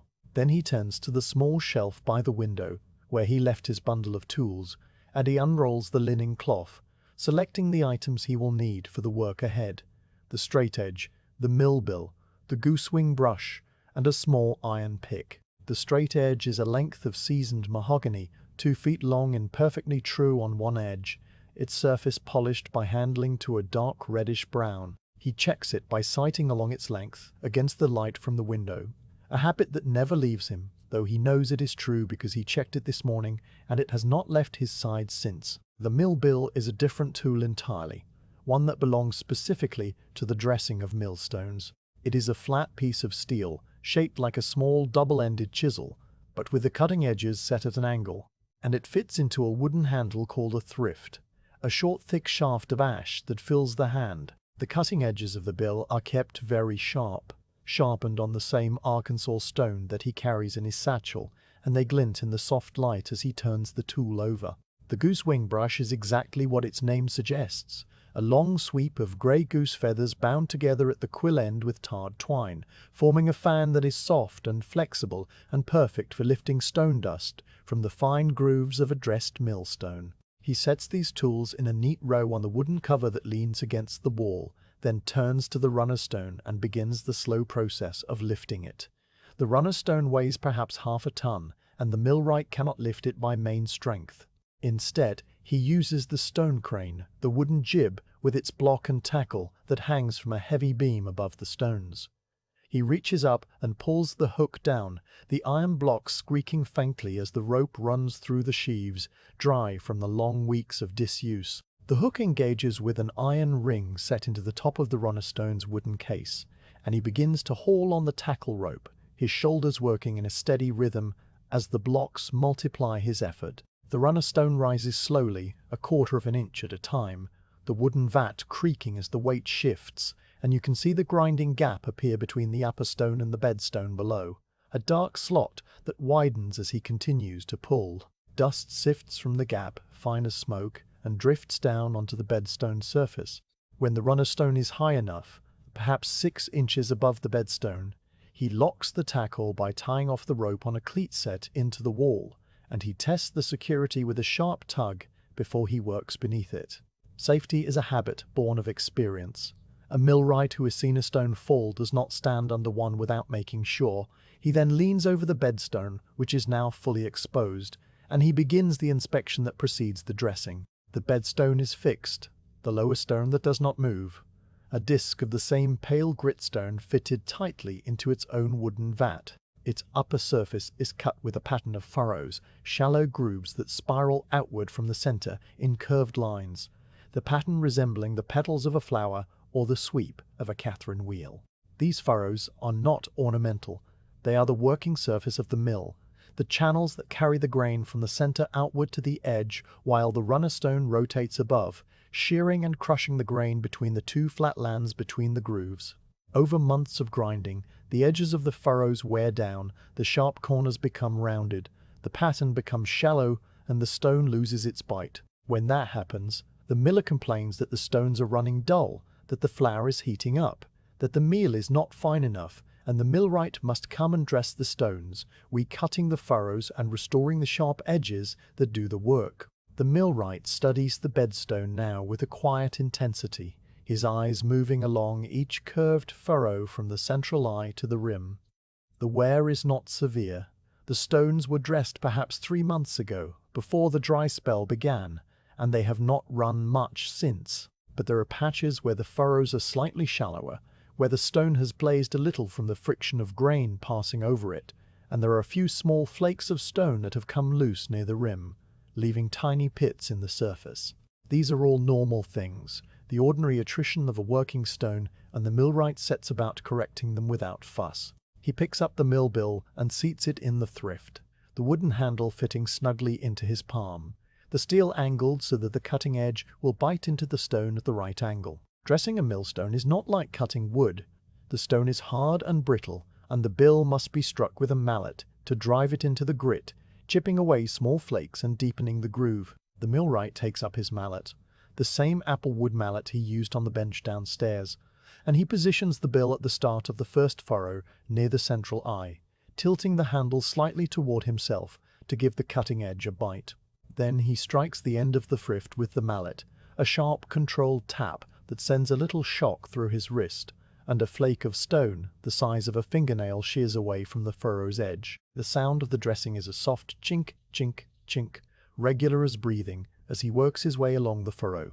Each tap of the mallet drives the bill into the stone, each flake falls away, and behind the bill, the furrow emerges fresh and sharp. The new surface a slightly lighter grey than the old, with tiny sparkles where the crystalline grit has fractured cleanly. The millwright moves the bill with a steady rhythm, advancing along the curved line, his body shifting to follow the arc, his mallet hand rising and falling with the same measured beat. It is hypnotic work, both for the one doing it and for the one watching, and you find your eyes following the movement, the tap of the mallet, the chip of the stone, the slow progression along the furrow. He dresses one furrow completely, from the eye to the rim, and then he stops and picks up the goose-wing brush, sweeping the loose stone dust from the groove with a few light strokes. The dust is pale grey, almost white, finer than sand, and it whispers as it falls onto the bedstone and into the gaps around the edge. When the furrow is clean, he runs a fingertip along its edge, feeling the sharpness, the slight roughness that will catch the grain and shear it. He nods, barely, a tiny dip of the chin that is his only expression of satisfaction, and then he moves to the next furrow and begins again. The pattern on the bedstone has 12 main furrows, each sweeping in a smooth curve from the center outward, and the millwright dresses all 12 with the same patient care. Not every furrow needs the same amount of work, some are deeper than others, some are sharper, and he adjusts his mallet strokes accordingly, taking lighter cuts where the stone is already good, and deeper cuts where the wear has been greater. His eye judges the depth without any measuring tool, guided by the look of the new cut surface and the feel of the bill as it bites. Between furrows, he sweeps the dust away, keeping his work area clean, the goosewing brush moving with a soft whisking sound that mingles with the chink of the mallet. After the main furrows, he turns his attention to the secondary grooves, smaller channels that branch off the main furrows near the outer edge and help to guide the meal toward the rim. These are shallower, cut with a lighter touch, and he uses a smaller bill for them, a narrow blade that fits into the thin grooves without chipping the adjacent land. The secondary dressing goes more quickly, the chink chink chink a little faster, a little lighter, and the stone dust that rises from this work is so fine that it hangs in the air like a mist, catching the soft light and glowing faintly. When all the furrows are dressed, the millwright takes up the straight edge and lays it across the bedstone, checking the lands, the flat areas between the furrows. These lands must be perfectly level, or nearly so, because any high spot will rub against the runner stone and create heat, which spoils the flour and wears the stones unevenly. He moves the straight edge around the stone, testing different radii, watching for daylight between the wood and the stone. In a few places, he finds a slight hummock, a high patch where the stone has worn less than its surroundings, and he takes these down with the bill, chipping away the high spots and then checking again with the straight edge until the wood sits flush against the stone along its whole length.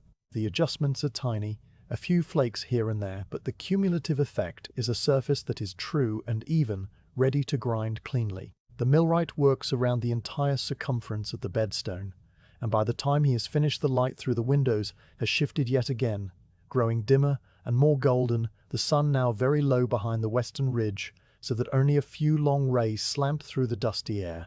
The stone dust has settled on his coat and his hair and the backs of his hands, a fine, pale patina that makes him look like a figure in an old fresco, and he brushes himself down with the goosewing brush before setting it aside. The bedstone is dressed, its furrows sharp and clean, its lands true, its surface ready to receive grain whenever the water comes. But the work is not quite complete, because the runner stone above needs a matching dressing, its own furrows recut to match the bedstone below. The millwright unties the tackle rope from the cleat, and very carefully, inch by inch, he lowers the runner stone until it rests on the bedstone again with a soft thump that resonates through the floorboards. Then he climbs onto the stone, standing on its upper surface as though it were a small platform, and he reaches down to the eye, the central hole through which the grain enters. The runner stone's lower surface, the one that grinds against the bedstone, is facing downward and is inaccessible while the stone is in place. But the millwright has a method for this.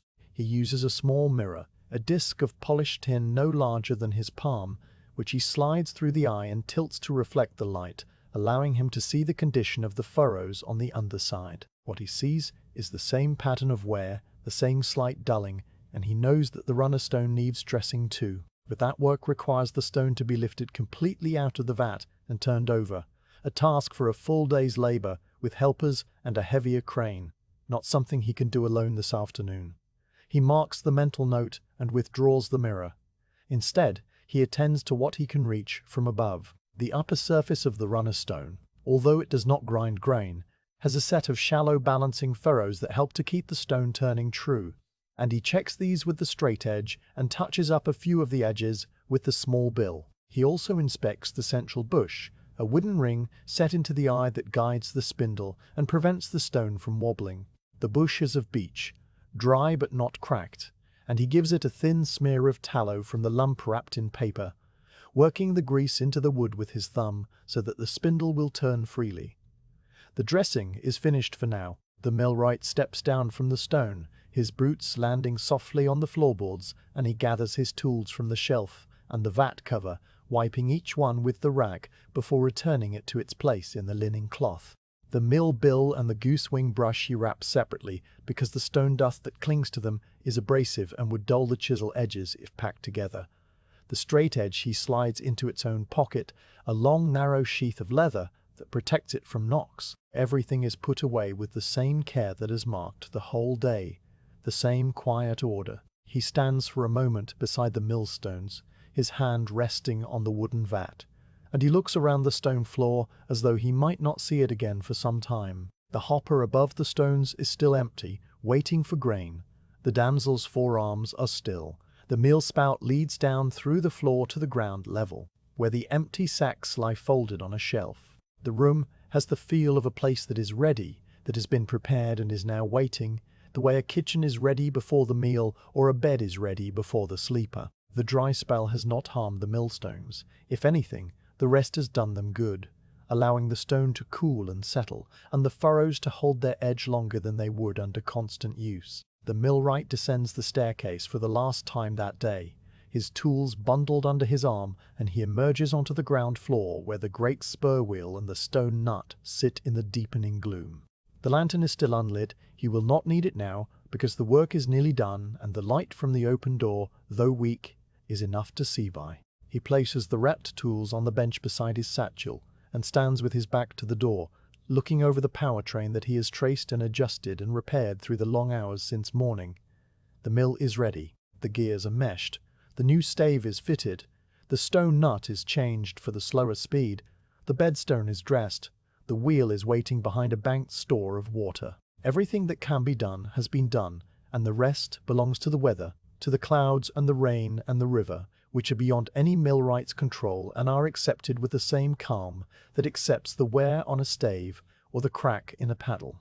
He turns to the door and steps out into the yard, where the evening has begun to gather in the corners of the dale, and you follow him, leaving the clean, sharp furrows of the bedstone behind in the silence of the upper room, waiting in the dark. The millwright returns to the sluice gate one more time before the light fails completely, walking with the slow, deliberate tread of a man whose body is tired in a way that feels honest and earned. The mill pond behind the gate has filled to a respectable level, the water spreading across the packed mud and reaching the green reeds, its surface now reflecting not the pale blue of midday, but a soft lavender and gold as the sky above the dale begins its slow fade toward evening. A pair of swallows skim low across the pond, their wingtips dimpling the surface, and their flight is the fastest thing moving in the valley. A quick scribble of motion against the stillness of the water, and the stone, and the waiting wheel. He takes hold of the sluice handle and pauses, listening to the evening, the distant bleat of a sheep on the high pasture, the soft rustle of dry grass in the first faint breeze that has stirred all day, the drip of water from the gate's lower edge into the headrace channel. Then he turns the handle, a full turn this time, the iron rack and pinion grinding awake, and the heavy oak gate rises by a handspan, releasing a smooth, glassy sheet of water that slides into the headrace with a sound like a long exhale. The water quickens as it runs along the stone channel, spreading to cover the whole width, finding the dip where it drops into the wheel, and then it strikes the pedals with a soft, steady slap that is louder than anything you've heard in the mill yard all day. The wheel does not move at first. The water fills the first bucket, overflows into the second, begins to weigh on the downward side, and still the wheel holds still. Its bearings stiff, its gearing locked by the inertia of all the connected parts. The millwright watches without concern, his hand still on the sluice handle, because he knows this moment of hesitation is normal, that a dry wheel always resists its first turn. He opens the gate a little more, the handle ratcheting upward another quarter turn, and the flow thickens, the water now pouring into 3 buckets at once, and with a low groaning shudder that travels up through the stone bearings and into the very walls of the mill, the water wheel begins to move. The movement is so slow at first that you might miss it if you looked away. The great disc of oak and iron eases forward, the paddles dipping one after another into the stream, the wet wood darkening from silver grey to a deep brown as the water soaks in. The wheel creaks, a long musical note of dry timber flexing under load, and then it settles into a rhythm, a steady turning that is about 1 revolution every 3 or 4 seconds, slow as a sleeping person's breathing, but continuous, unstoppable, now that the water has found its weight. Inside the ground floor, the pit wheel begins to rotate, its applewood cogs engaging with the hornbeam teeth of the wallower, and that small gear on the vertical shaft spins a little faster, perhaps twice the speed of the water wheel. The vertical shaft turns in its brass footstep bearing, the fresh grease the millwright pressed into it earlier, now warming and spreading, reducing the friction to a smooth film that separates the iron from the brass. The shaft rises through the square opening in the ceiling, and at its top the great spur wheel sweeps around, a broad horizontal motion that fills the dim space with a low wooden hum. The spur wheel's cogs meet the staves of the 9-tooth stone nut, the new one, the millwright fitted earlier, and the lantern pinion begins to spin, faster still, its ash staves passing through the engagement, one after another, in a sequence that produces a distinctive sound, a rapid wooden clicking like a pole lathe being worked, or a woodpecker drilling a dry limb. This clicking fills the mill, echoing off the stone walls and the dusty beams, and it is joined almost immediately by the deeper rumble of the runner's stone turning on the bedstone above, the 2 great discs of gritstone finding their balance on the spindle and settling into a smooth rotation that is almost silent beneath the louder voice of the gears. The millwright steps inside and stands just within the doorway, his shoulder resting against the jamb, and he listens. This is the sound he works for, the sound of a mill running true, and although he has heard it 1,000 times, he never tires of it. The gears are not loud. They produce a sound that is more like a conversation, a constant low chatter of wood on wood, each click and plack the voice of a stave meeting a cog and releasing it. Above this, the stones rumble, a deep bass note that you feel through the soles of your boots as much as here. The hopper on the stone floor above would normally be rattling with grain, the damsel chattering as it shakes the shoe. But these sounds are absent because no grain is being fed. The mill is running empty, just the machinery turning for the sake of turning. A test of the adjustments, and a wakeful moment for the sleeping mill. He walks across the flankstones to the great spur wheel and places his hand on one of the heavy wooden beams that support its bearing, feeling the vibration, the tiny high-frequency tremor that tells of cogs meshing under load. The beam is thrumming like a violin string, a steady pulse that matches the clicking of the lantern pinion, and he nods to himself, a small, quiet confirmation that the mesh is good and the bearings are running free. Then he moves to the vertical shaft and touches the wood there, feeling the deeper torque, the slow twist of the oak under the combined loads of the wheel and the stones. The shaft has a slight warmth to it now, the first gentle heat of friction, but not enough to worry about. Barely more than the warmth of a sunlit stone, and he knows that the footstep bearing below is doing its work. The whole ground floor is alive with motion, the gears turning in their patient circles, the dust that has lain undisturbed for weeks now sifting down from the beams in thin pale veils, disturbed by the vibration of the running mill. The lantern light, which he lit again upon entering, throws the shadows of the moving parts against the walls, a slow dance of cogs and spokes and the broad arc of the spur wheel rim, and the effect is like being inside a great clock, a clock that marks not minutes but the passage of water and grain, the turning of seasons, the slow pulse of the dale itself. The millwright stands in the center of this motion and remains quite still, a fixed point among the turning parts. His head is tilted slightly, his eyes half closed, and he is listening, not with his ears alone, but with his whole body, the way a musician listens to an instrument, hearing the harmonies and the small dissonances, the things that are right and the things that are nearly right. The new stave and the stone nut is bedding in, its surface being polished by the repeated contact with the spur wheel cogs, and he can hear it as a slightly different note in the clicking, a brighter tone that is gradually mellowing as the stave wears to match its companions. The gap he noticed in the waterwheel fellow is still there, but under load is closed slightly, the wood flexing as the wheel turns, and he marks this closure in his mind as proof that the crack is not spreading. The bearing he greased is running quiet, and the wedge he tightened in the wallower spider is holding firm. Everything is as it should be, or near enough that the difference does not matter. He walks to the stone nut and crouches beside it, bringing his face close to the meshing point where the spur wheel cog drives the lantern staves. The engagement is a thing of quiet beauty. Each hornbeam cog slides between two ash staves, presses against the driving stave, rotates it through a precise arc, and then releases, the stave slipping out as the next cog enters between the next pair of staves. The motion is continuous, but made of tiny discrete moments, a chain of contacts that blends into smooth rotation. The millwright watches this for perhaps a minute, his face lit by the lantern, and then he touches a finger to the meshing point, feeling the precise instant when the cog meets the stave, a small tap against his skin like the beat of a pulse. He straightens and looks up toward the ceiling, where the stones are rumbling above. The runner stone has found its balance, the slight wobble he noted in the spindle earlier having disappeared now that the stone is spinning at speed, centrifugal force holding it true.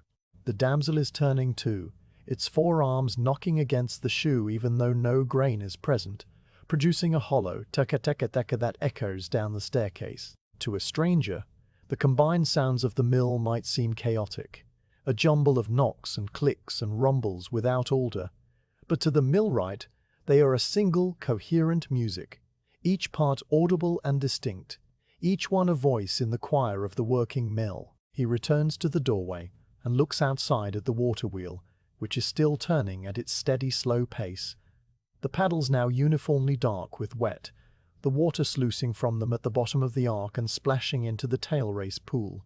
The pool has risen, the water spreading across the flagstones of the pit and lapping at the mossy wall, where the high water mark records a wetter season. The wheel makes a sound of its own, a deep creaking groan that is almost like the lowing of cattle, and this sound mingles with the splashing of the tail race and the distant clicking of the gears inside to create a kind of peace, a blanket of noise that is paradoxically quieting, the way the sound of rain on a roof can make a room feel more restful than silence ever could. The millwright walks back to the sluice gate, where the mill pond has begun to drop, the stored water draining down as the wheel takes it. The level has fallen by perhaps 6 inches since he opened the gate, the margin of wet mud now showing dark against the dry clay, and he estimates that he has maybe 20 minutes of flow left before the pond returns to its former low state and the wheel begins to slow. That is enough, more than enough, for a test. He leaves the gate where it is and returns to the mill doorway, standing with his arms folded, watching the machinery run. The light through the door has dimmed further, the sun now fully below the ridge, so that the sky is a soft gradient of pale blue to dusty orange, and the first bats have appeared, flickering across the yard on quick, silent wings. The wheel continues to turn, its paddles catching the last light and then releasing it, a slow strobe of bright and dark that marks the revolutions. Inside, the gears click on, the stones rumble, the damsel knocks, the whole mill alive and breathing in the twilight, running on the borrowed water that the millwright banked for this very purpose. He knows he will have to close the gate soon, to let the mill pond recover overnight. But for these few minutes he simply stands and listens, and feels the old building around him. The stone floors and the oak beams, and the iron straps and the wooden teeth, all of them doing what they were built to do, all of them working together in the quiet of the evening. The drought has not broken, the river is still low, the stones cannot yet grind in earnest, but the mill is alive, and that is enough for now. The water in the pond continues to fall, the level dropping below the reeds, below the bird tracks, below the last of the pooled water, and the flow into the headrace begins to thin. The millwright watches the wheel slow, its revolutions becoming longer, the groaning of the timbers deepening as the load shifts, and then, with a final soft shudder, the wheel stops, the last of the water slipping away under the paddles, the tail race pool settling back to its former glassy stillness. Inside, the gears fall silent one by one, the stone nut ceasing its chatter, the spur wheel coming to rest with its cog touching a single stave, the stones rumbling to a halt, the damsel falling quiet. The silence that follows is immense, a thick soft blank that fills the mill like water filling a pool, and in that silence the millwright does not sigh or speak, but simply closes his eyes for a moment, feeling the warmth of the running machinery beginning to cool, feeling the building settle back into its long dry sleep. The millwright stands in the doorway for a long moment after the wheel has stopped, his shoulder still resting against the worn oak jamb, the silence of the mill settling around him like a blanket being lowered onto a bed. The last of the water has drained from the buckets, a final thin stream sliding from a paddle near the top of the wheel and falling into the tail race pool, with a sound that is less a splash than a soft glassy plink, each drop distinct in the quiet. The bats are still flickering across the yard, their flight silent and quick, and the sky above the far ridge has deepened to a colour that is not yet dark, but no longer blue, a muted slate that holds the first faint pricking of a star. He pushes himself upright and walks out into the yard, his boots crunching on the same dry gravel they crunched on when he arrived this morning, and he goes to the sluice gate to close it properly for the night. The handle is still warm from the day's sun, the iron holding heat longer than the air, and he grasps it firmly and begins to turn it in the opposite direction, lowering the heavy oak gate inch by inch. The rack and pinion grind softly, a sound that has become familiar over the course of the day, and the gap at the bottom of the gate narrows until the last of the water is cut off, the glassy sheet reducing to a trickle and then to nothing. Behind the gate, the mill pond will begin to refill overnight, fed by the same thin stream that has sustained it through the drought, and by morning there will be enough water for another short run if the miller needs it. The millwright gives the handle one final quarter turn to seat the gate firmly against the stone sill. Then he releases it and flexes his fingers, the muscles in his forearms tight from the day's work. The water wheel looms above him in the twilight, its paddles dark with moisture, a few drops still clinging to the lower ones and falling at long intervals into the pool. He walks around to the wheel pit and peers down into the darkness, where the tail race water has already settled back to its former stillness, the surface reflecting the pale sky like a mirror made of slate. The moss on the pit walls glistens with the damp of the brief run, and the air that rises from the pit is cool and clean, smelling of wet stone and the faint green scent of water weeds. He nods, as if saying good night to the wheel, and then he turns and walks back through the door into the mill. The lantern is still burning on its hook, the flame now small and steady, and in its amber glow the ground floor machinery stands silent and still, the great spur wheel motionless. The stone nut disengaged slightly where the tensioning lever has been eased, the vertical shaft at rest in its brass bearing. The millwright goes first to the bench where his satchel and tools are laid out, and from among the small items he picks up the oil can, the stoneware jar with the cork stopper marked with an O. He uncorks it, and the smell of linseed oil rises into the dusty air, clean and faintly sweet, a smell that belongs as much to this mill as the flour dust and the old timber. He begins with the neck bearing of the pit wheel, the one that supports the inner end of the water wheel axle where it passes through the wall from the wheel pit. This bearing is a simple half-ram socket cut into a block of oak, lined with a thin brass shell, and it takes the full weight of the water wheel plus the thrust of the gearing. The millwright tilts the oil can and lets a thin stream of linseed oil run into the gap between the brass and the iron gudgeon, the liquid pooling briefly before seeping downward, drawn by gravity and capillary action into the microscopic space between the two surfaces. The oil is the color of pale honey, and it moves with the same slow viscosity, disappearing into the bearing with a soft, sucking sound that is barely audible. He watches until the oil begins to bead at the lower edge of the bearing, a sign that the space is full, and then he moves to the other side. The bearing on the outer end of the axle, the one set into the stone wall of the wheel pits, is harder to reach because it is outside and below the level of the yard, but the millwright knows the path. He carries the lantern and the oil can out into the yard, down the worn steps into the pit, and he crouches beside the tail race pool to reach the bearing housing. This one is of iron, not brass, a heavy casting bolted to the stone with 4 great iron spikes that have rusted to a deep brown.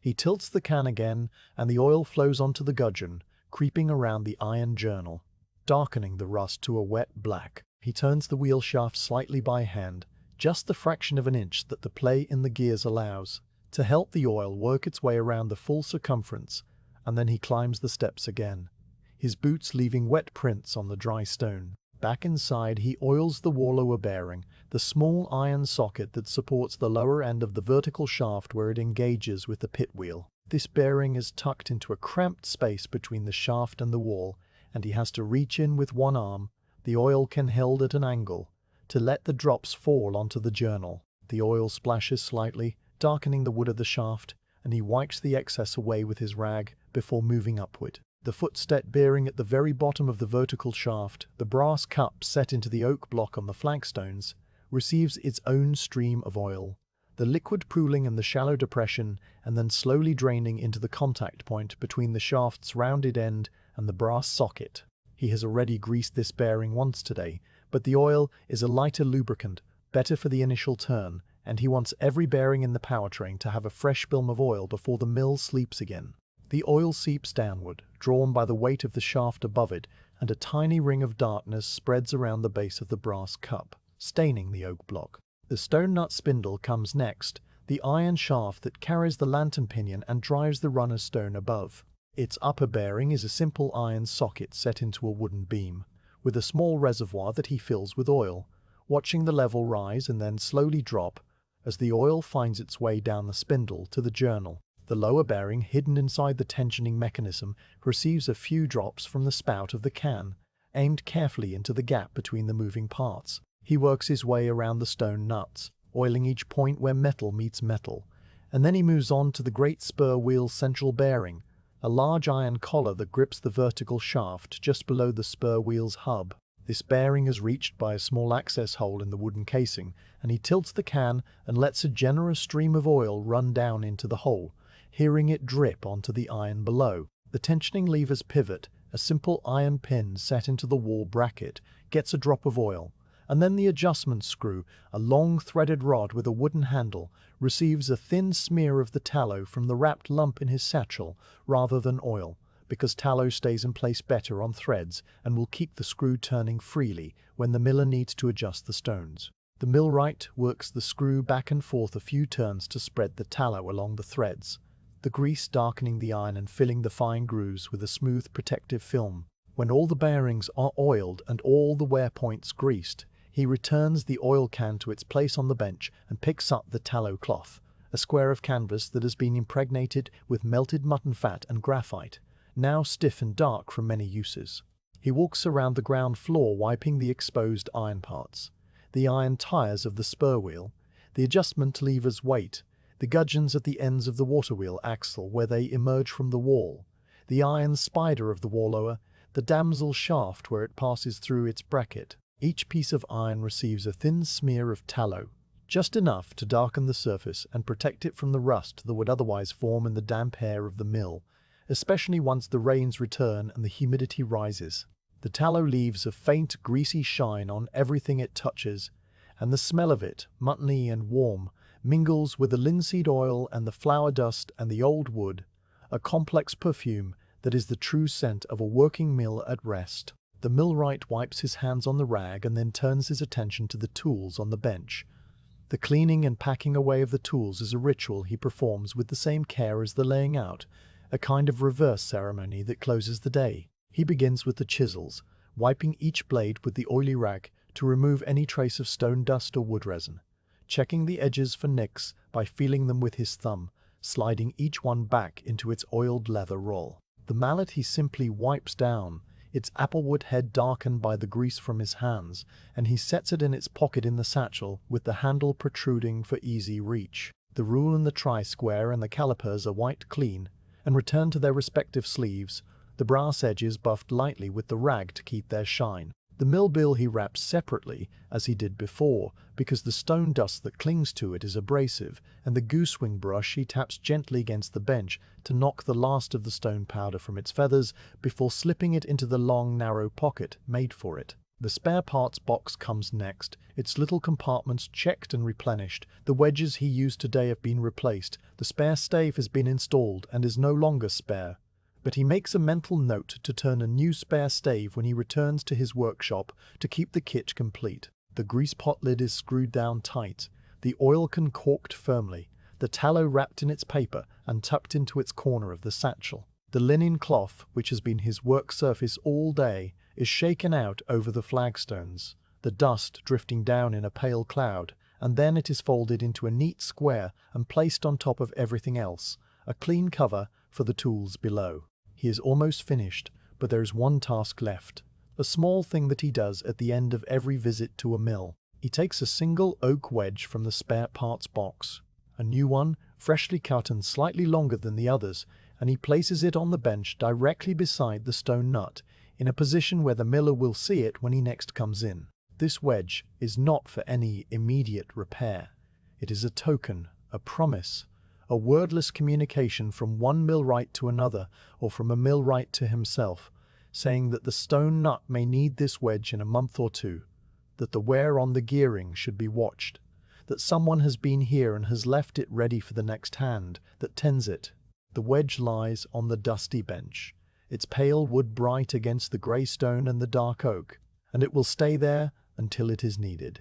The satchel is buckled shut, the brass tongue sliding through the loop with a soft click, and the millwright lifts it by the strap and settles it over his shoulder, the weight familiar and comfortable. He looks around the ground floor one last time, his eyes moving from the pit wheel to the wallower, up the vertical shaft to the great spur wheel, across to the stone nut with its new stave and its lower gear ratio, and then to the doorway where the last light of evening is fading into a deep blue dusk.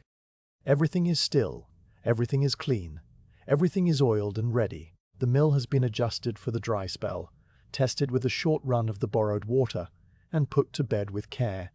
It will sleep now, and when the rains come, it will wake. He walks to the door and steps outside, pulling the heavy oak door closed behind him with a soft thud that echoes once against the stone walls of the yard. The bats have gone, their hunting finished, and the sky is now fully dark, the stars a scatter of pale points above the black silhouette of the ridge. The water wheel stands motionless, its paddles drying slowly in the night air, and the only sound is the faint drip of water from a single paddle into the tail race pool, a sound that will continue through the night, marking the slow return of the mill to its dry season sleep. The millwright stands in the yard for a moment, his satchel on his shoulder, his coat drawn around him against the slight chill that has risen from the limestone as the heat of the day radiates away into the clear sky. He looks at the mill, the long, low building of grey stone, with its roof of worn slate and its great wheel at the gable end. And then he turns and walks slowly up the cart track that leads away from the mill toward the village beyond the next hill. His figure grows smaller against the pale line of the track, the darkness swallowing him gradually, and the last you see of him is the faint outline of his shoulder and the satchel. And then the bend of the path takes him, and he is gone. The mill stands alone in the dale, its doors closed, its gears oiled, its stones dressed, its wheel waiting. The drip of water from the paddle continues, a quiet metronome counting the hours until the rain. Nothing moves, nothing hurries. The dry spell holds the valley in its long, patient pause, and the mill, like the dale itself, simply waits. The millwright walks the mile home along the dale bottom, his boots finding the familiar ruts of the cart track even in the deepening dusk. The leather of his satchel creaking softly with each stride in a rhythm that has become as much a part of him as his own heartbeat. The track leads away from the mill along the line of the dry leat, that stone-lined channel that has carried water through this valley for a century, and tonight it carries nothing but the faint silver glimmer of starlight on the few shallow pools that remain. The rest of its bed a ribbon of cracked mud and pale pebbles bleached by weeks of sun. The millwright walks beside it without looking down, because he knows every twist and every stone of this path, having walked it in darkness and daylight and rain and drought for more years than he cares to count. The air has changed since sunset, a subtle shift that a man who works outdoors learns to notice without conscious thought, the way a sailor notices the smell of land before he sees the shore. The dry grass still crackles underfoot, and the dust still rises in small puffs where his boots disturb it, but there is a new quality to the air, a slight coolness that rises from the limestone rather than falling from the sky, a dampness that has not been there for 7 weeks. It is the smell of wet stone, faint but unmistakable, the scent that rises from a deep cave or a shaded spring, and it speaks of a change in the weather that the sky has not yet revealed. The millwright breathes it in without comment, without breaking his stride, but somewhere in his orderly mind he notes it, files it away with all the other observations of the day, the cracked paddle, and the worn stave, and the low water, and the promise of a shift in the wind. The grasshoppers leap from the brittle stems as he passes, their wings making a dry, rustling click that sounds louder than it is in the quiet of the evening, and they land in the dust a few feet ahead, only to leap again as he draws near, a small wave of motion that travels with him along the track. On either side, the stone walls that divide the fields run in dark lines across the pale grass, their shapes barely visible now, except where the starlight catches the flat tops of the coping stones and traces them in faint grey against the black. The sheep have settled for the night, folded into the lee of a barn, or gathered under the shelter of a hawthorn hedge, their white shapes just visible as a gathered paleness in the dark, their breathing slow and steady, their legs folded beneath them in the universal posture of sleeping animals. They do not stir as the millwright passes, accustomed to the shape and smell of him, knowing him as part of the landscape, no different from the stone walls or the cart track or the dry leat. The dale opens out as he walks, the limestone ridges drawing back on either side to reveal a broader valley, the fields spreading into meadows that in a wet year would be thick with hay, but are now only a thin stubble of dry grass and wild flowers gone to seed. The river, what little remains of it, runs in the centre of this valley, a dark thread that gleams here and there as it catches the starlight on a shallow riffle. The millwright crosses a small stone bridge, its single arch spanning the riverbed, and he pauses at the crown of the bridge to look upstream, where the water slides over a low weir with a sound like distant breathing. The level is low, lower than he has seen it in a decade, but the fact that it still flows at all, that the springs in the limestone are still feeding it even after 7 dry weeks, is a small comfort. A reminder that the water is not gone, but only withdrawn, waiting underground for the rains to return and call it forth again. He continues along the track, which now climbs slightly, rising from the valley floor toward the low saddle between 2 hills where his village lies. The walking is easy, a gentle gradient that he could climb in his sleep, and his thoughts are not thoughts at all, but a kind of drifting awareness, the same calm attention he gives to his work, but now turned inward, reviewing the day without urgency, letting the images pass through his mind in their own order, the dawn light on the dry stone walls, the cracked paddle on the water wheel, the tools laid out on the linen cloth, the new stave sliding into its mortise, the millstones rounding to life, then is the brick rafed drag and each image rises and fades, and behind them all is the quiet satisfaction of work completed, work done properly and without hurry, the only kind of work that matters. The sky above him has changed while he walked, and he notices this without looking up, sensing the loss of the stars, the dimming of the faint light that had silvered the track.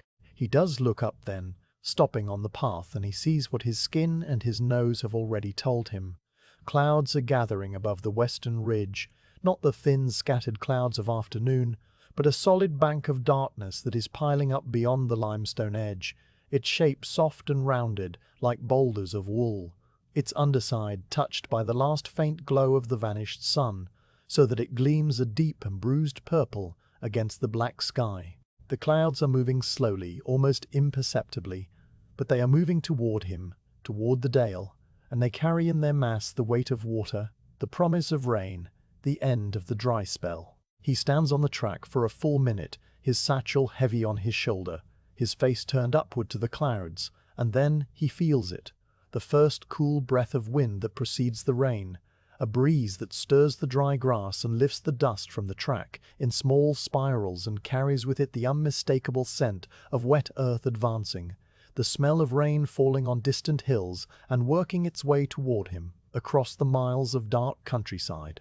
The wind touches his face, cool and slightly damp, and he closes his eyes for a moment, letting it wash over him. The first moisture he has felt from the sky in 7 weeks. He resumes his walk, but the quality of the night has transformed around him. The stillness replaced by a slow stirring, the dry crackle of the grass, now a soft rustling as the wind runs through it.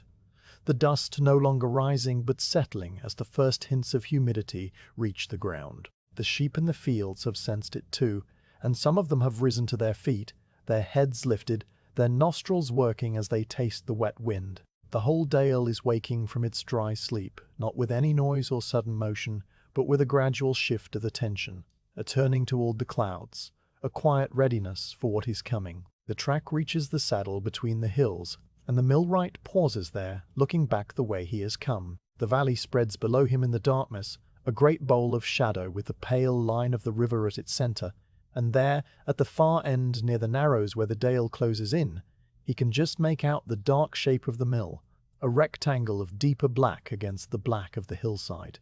The water wheel, a faint circular outline at its gable end. From this distance the building looks small, a child's toy set down in the vast landscape, but he knows every stone and beam of it, every gear and bearing, every paddle and stave, and he knows that it is ready, that when the rain comes and the river rises, the mill will wake without complaint and take up its work as though it had never stopped. He does not wave or speak or make any gesture of farewell.